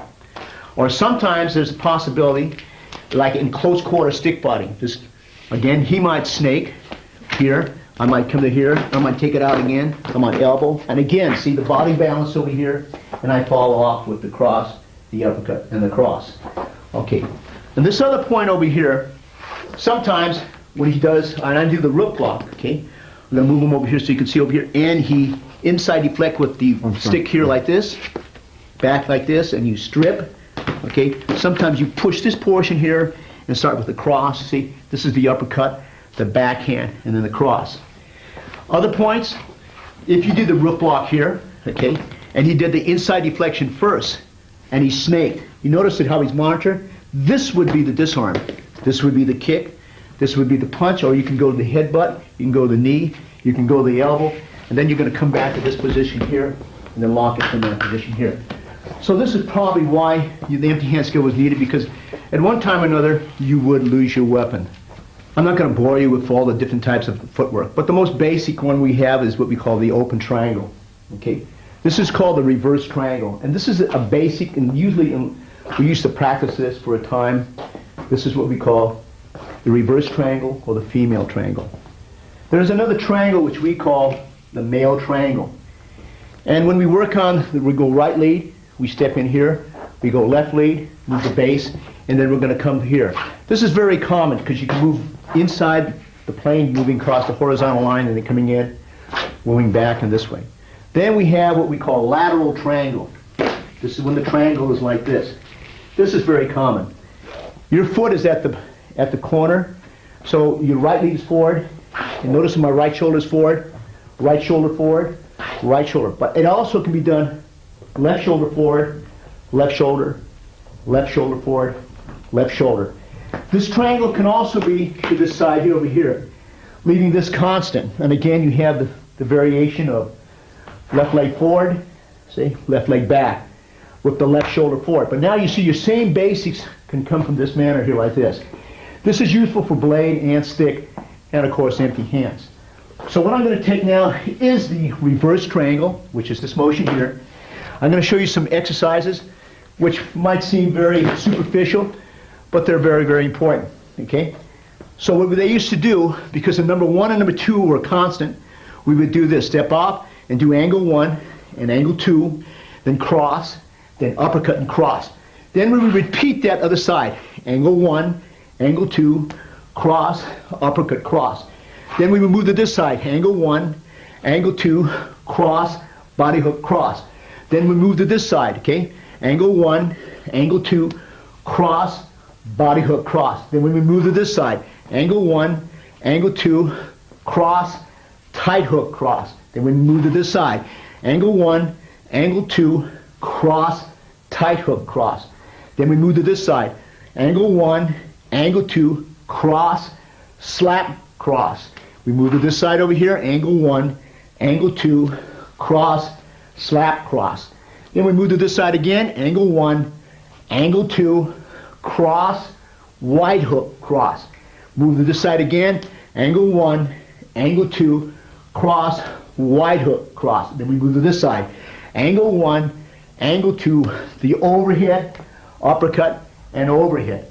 Move to this side again: angle 1, angle 2, overhead, uppercut, overhead. Now this is like the overhead, the next one: angle 1, angle 2, and we loop it. We loop it this way, and it could be looped this way. Doesn't matter. Then we go uppercut, overhead. We move to this side: angle 1, angle 2, loop it this way or loop it this way, then uppercut, overhead. Then we have the wide one: angle 1, angle 2, we go overhead, bolo punch, overhead. Move to the side: angle 1, angle 2, overhead, bolo punch, overhead. There are many ways they used to train in Pontotocan. This is one of the old methods. Remember, at this time period, they didn't have folks' gloves. They had a few heavy bags. So what they used to use a thropo or a little bid, and then you just use the staff here like this and practice on it. Sometimes the staff would be split into 4 parts, so it would give a little give. So, like for an example, they would maybe jab, cross, uppercut, and cross, and they would do it on the other side. Very important. Then sometimes it could be held vertical: 1, 2, 3, 4, and then move the other side: 1, 2, 3, 4. Then it could be held diagonal, because you can go overhead, uppercut, overhead, on diagonal side, overhead, uppercut, overhead. He can hit with this side of the body, see back, then you just follow the back in this side, bang. You can move any type of line. So the workout over here now, if you can bob and weave: 1, 2, 3, 4, bob and weave on the other side: 1, 2, 3, 4. And the basic training is goes back like that. And if you moved around with me like this, you can just veer back. So you can come back 1, 2, 3, 1, 2, 3, 4, back again, 2, 3, 4. You can, any variation, just to get you the basic idea. This is an exercise I was taught by Lucky Lukai Lukai and Lakasa. Sometimes it's used with a bamboo pole that goes all the way down here like this, and sometimes it's a rope. For purpose of this demonstration here, I'm just going to use it, this thin wire here, and I want you just to practice bobbing and weaving. So this side, use your left shoulder here, right shoulder, left shoulder. Then come off of it in any kind of combination like that. 1, 2, 3, come back. 1, 2, and overhead and uppercut. You can angle 1, angle 2, back to here, or you can jab, cross hook. You can do various different things from here, or you can practice the bob and weave, switching uppercut, overhead, overhead. You come back, hit the rope, come in again. It's just going to work here. Just to give you a basic idea how it works like this. It looks easy, but you tire off very quickly in 3 minutes.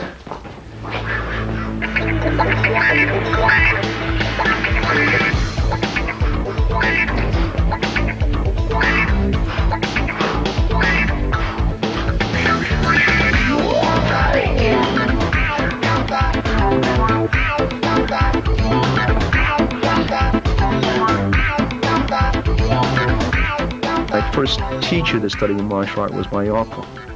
He wasn't my real uncle, but he was Vincent Evangelista. But great Eskrima man, but he didn't teach me Eskrima. He taught me judo, he taught me jiu-jitsu, and he taught me Okinawan Te. And I hated it.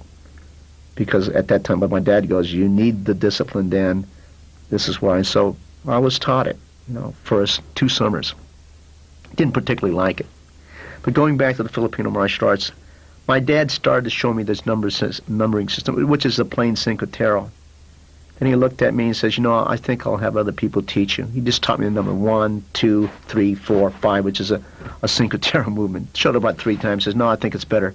So he had my Uncle Ramos teach me, and that was actually my first teacher. And he taught me empty hand skill, like, double parry and strike with that hand. He taught me he was my first Pangmut teacher also, it's my uncle. And he sort of cooked for my father. He was the camp cook. A lot of Filipinos lived on agricultural camps. And so that was my first exposure. Later on, as I got older, I took the Japanese martial arts, I took Okinawan martial arts, I took Korean martial arts when I was in the military service, and I took Chinese martial arts. And I was in Kempo. I was a black belt under Ed Parker in Kempo. And he says, you ought to investigate your own culture. So it was Ed Parker that sort of went, my own culture? He says, yes. He says, I said, well, isn't that just the sticks? And he said, no, there's more than that, Dan. You should check it out. And that's why I went. And when I came there, it sort of really blew my mind because I said, gee, these guys don't know anything. So the first group my father brought me, there was a bunch of Filipino men. And he says, you're going to learn. And my dad was really like, because I never embraced anything that was Filipino. Never. I was more interested in names like Joe DiMaggio, Mickey Mantle. I was a baseball player. I was more interested in Johnny Lujack, who was a football player, Sid Luckman, Bobby Lane, Eddie LeBaron, people of that time frame, And I had no interest in that. And so my father was so happy when I started to take something that was Filipino culture. My dad could speak 12 dialects, which is very, very rare. Along with speaking 12 dialects, I think he could speak like 5 languages along. So my dad was so happy. So when I want to embrace this, he was kind of laughing because I looked over and I go, well, these guys don't look like martial artists. This was the first mistake I made. I made the assumption because they weren't wearing gis or Chinese outfits or martial outfits that they didn't know anything. And that was the first error I made because they didn't wear any gis. I looked at them and said, well, look at these guys could teach me anything. They're not even wearing gis. No gis at all.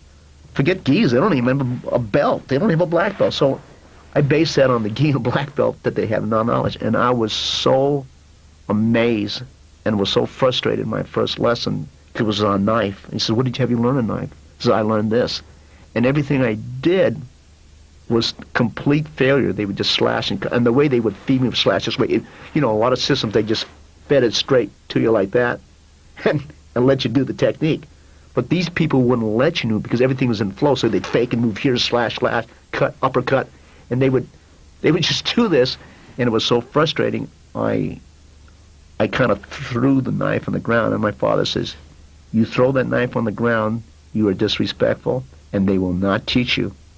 And I wasn't mad at them, I was mad at myself because I couldn't get anything. Okay, we're going to break this down very, very slowly. So what I want you to do now, I'm going to bring Eric in. You catch the jab. And what they used to do was take the hand, hit it here, even push a little bit, and then fire up with 3. Okay, one more time slowly.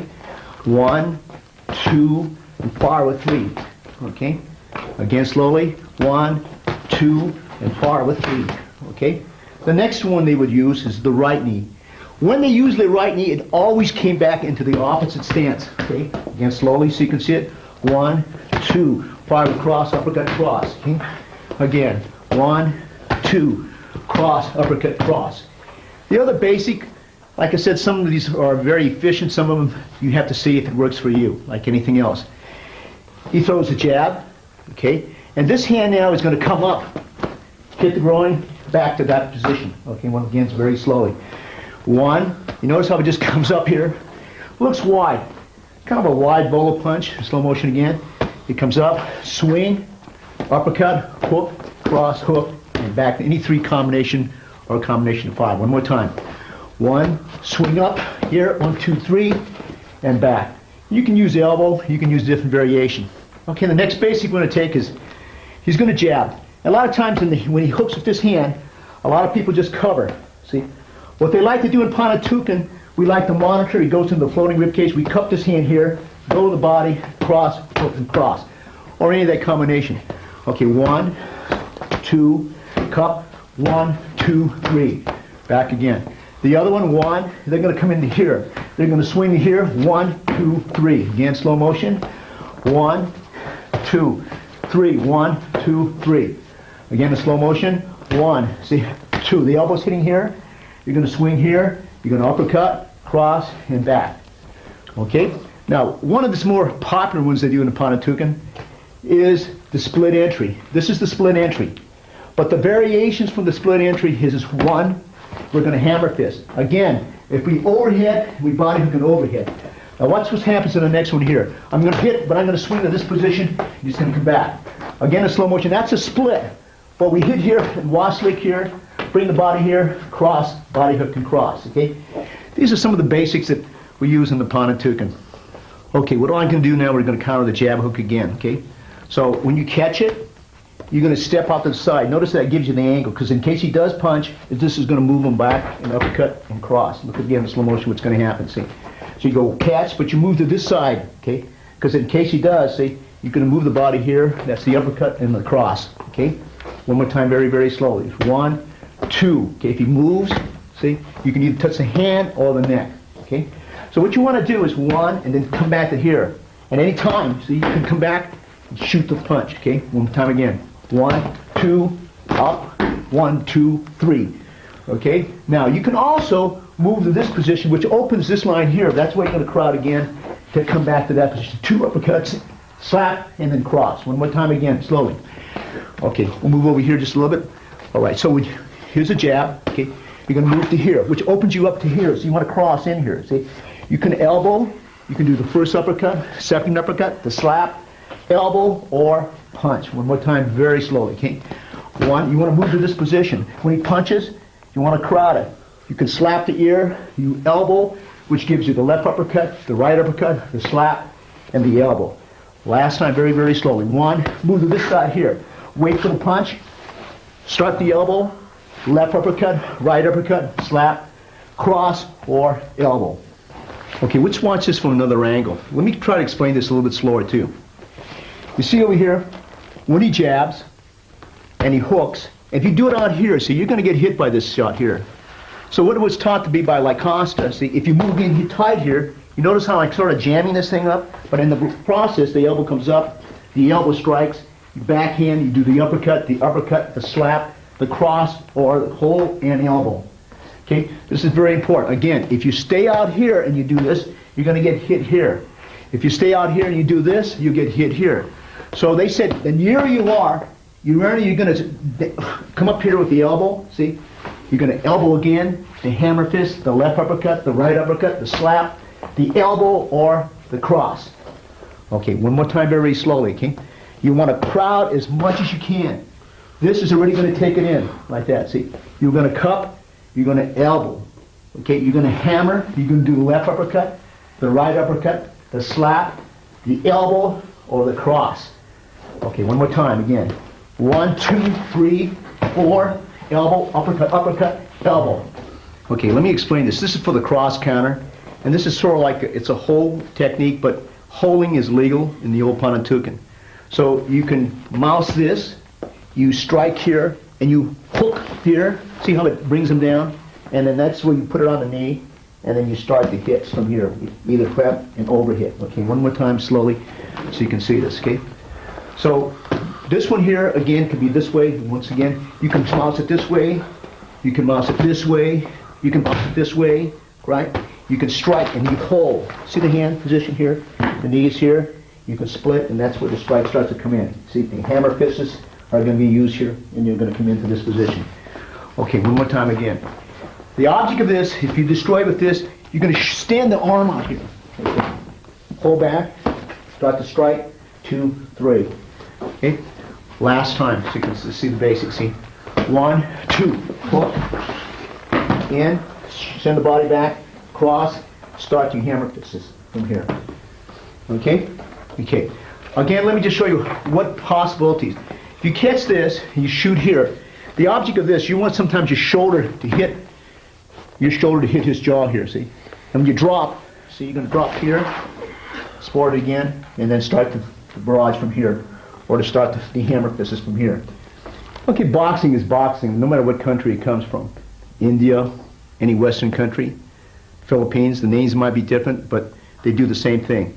So I'm going to break this down because it all looks like punching and kicking, but I'm going to explain the secret. Anytime we work on the lead hand, we want to zone away from the rear hand. It's not always possible to do. So I'm going to show you the sectors. If I come to here and my hand is here, anything punch that comes to here, this is called sector 1. Any punch that comes over here, this is sector 2. Any punch that comes in here, that's sector 3. Any punches that come to the side, that's sector 4. Okay. All right. Now, the purpose of this is that we want to zone away from this hand. Okay. So once, if we can't stop that hand and monitor it here, this is still the sector. See if I'm going to raise my hand, it has to come on this section. It has to come on this section. It has to either uppercut to the 4th sector. It either has to come around to the opposite sector. You can close entirely sector 1, which is this sector here, by going like this. See, the sector 1. The only way he can get to sector 1 now is if he spins with the elbow. See, and that's exactly what you want him to do. See, because you're going to be down to that position again. Okay. All right. One more time again, slowly. Can you see? So sector 1, when you go like this, 1, 2. See, it's closed.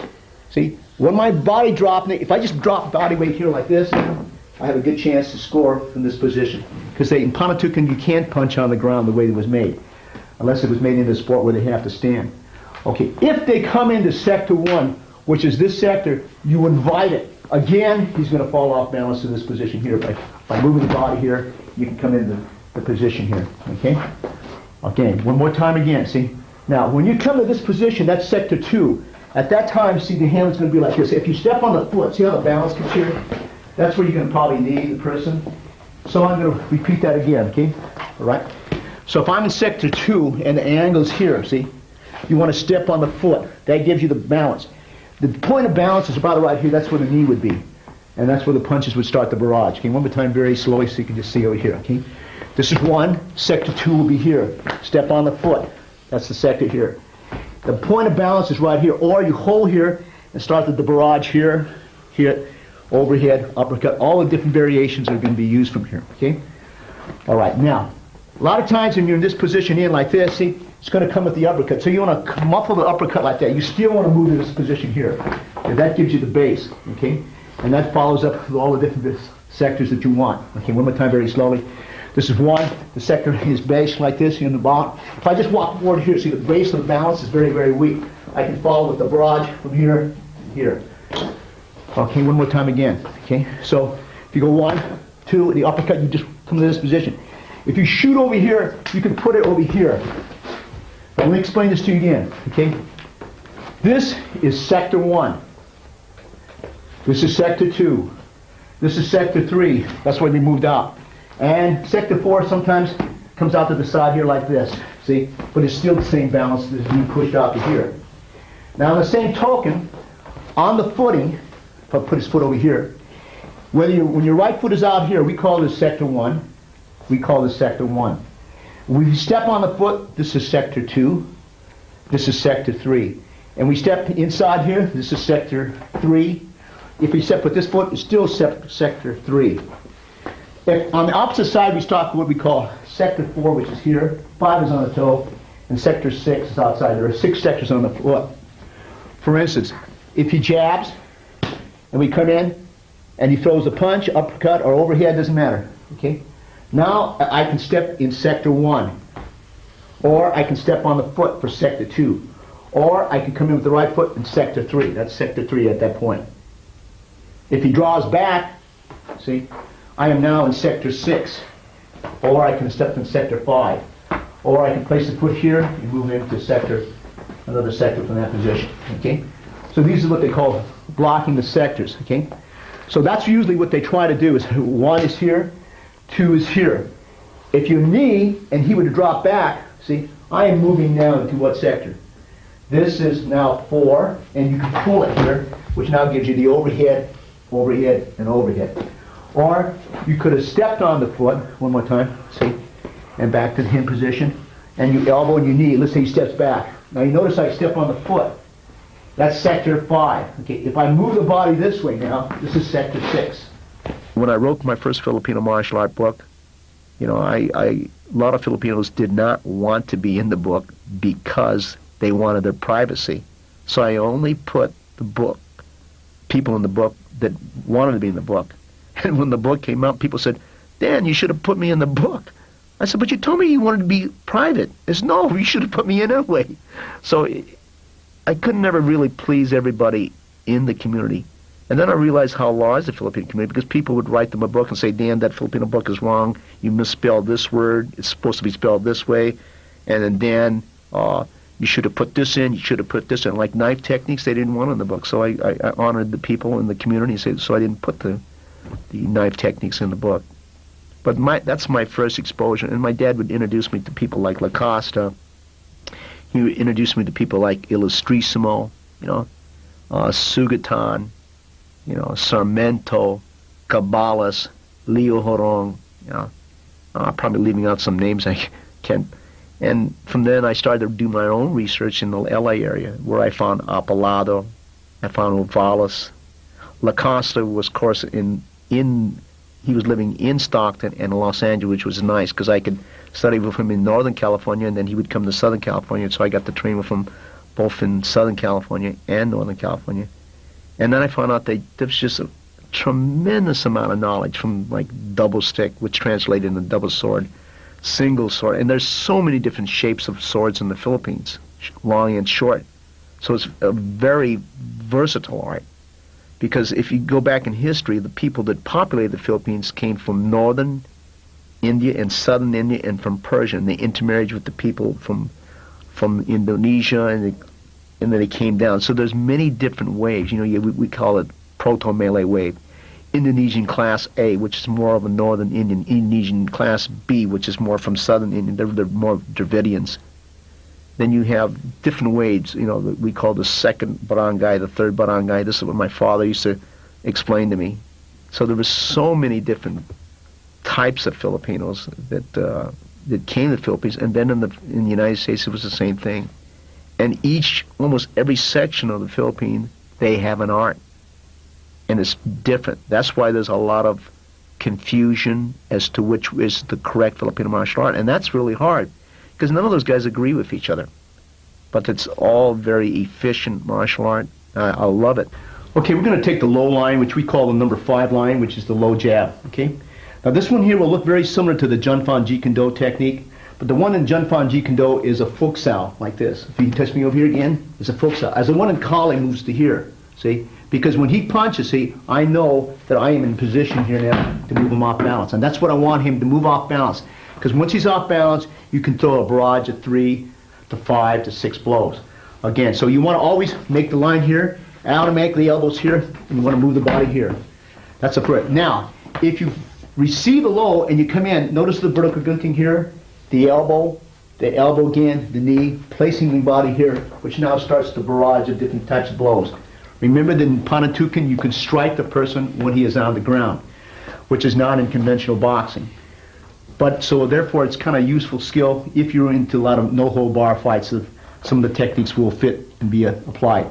If I receive it here in the low line, he punches, I can use the gunting like that. In other words, I just hit over here. The same basic now is being used. See, the hand position again, and again he's off balance, and that's when you would fall with 2 or 3 or 4 or 5 barrages. See, sometimes I receive, and this is the broken gunting inside.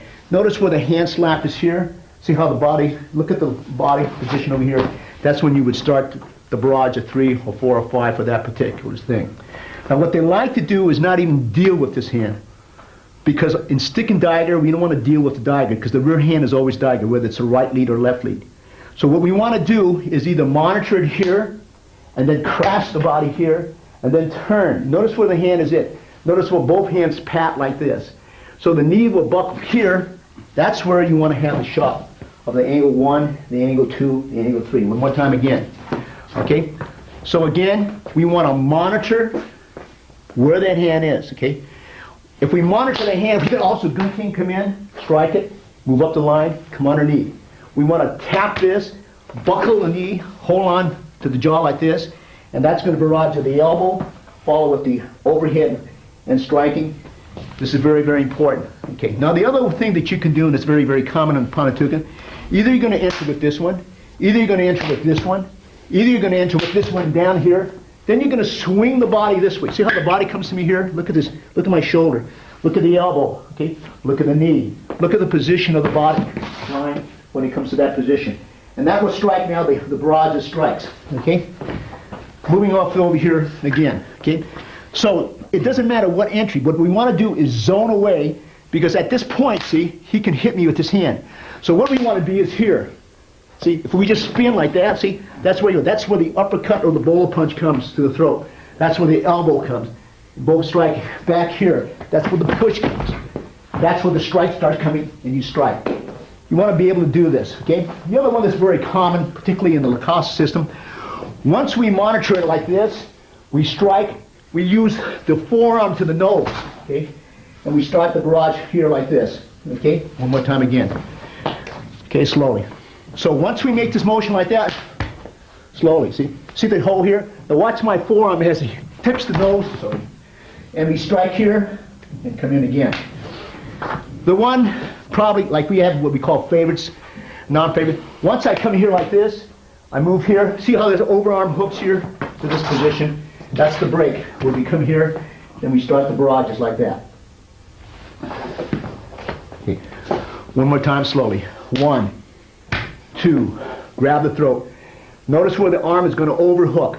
Down. Control. Wrench. Start the barrage and strike. Okay? Now, one of the other ones they do from this position here, once they're here, they come down here, we go up to the throat. Okay? Now, we're just going to pull down like that. See? This makes the shot now available to strike 1, 2, and 3. You'll see a lot of 1s and 2s with people say, well, that's in boxing. But in Filipino boxing, they do angle 1 and angle 2 very prevalently. Okay? When you go like this, that is already in the eye. See? All you have to do is crowd now. See? So when you're coming into this position, see, what you want is the hand to come over. See? And top bottom is push down and then start the barrage. 1, 2, 3, 4, 5. Again, last time so you can just see the basic. Any entry is going to work. So you can come in here, switch, hold the head, start the barrage, and finish.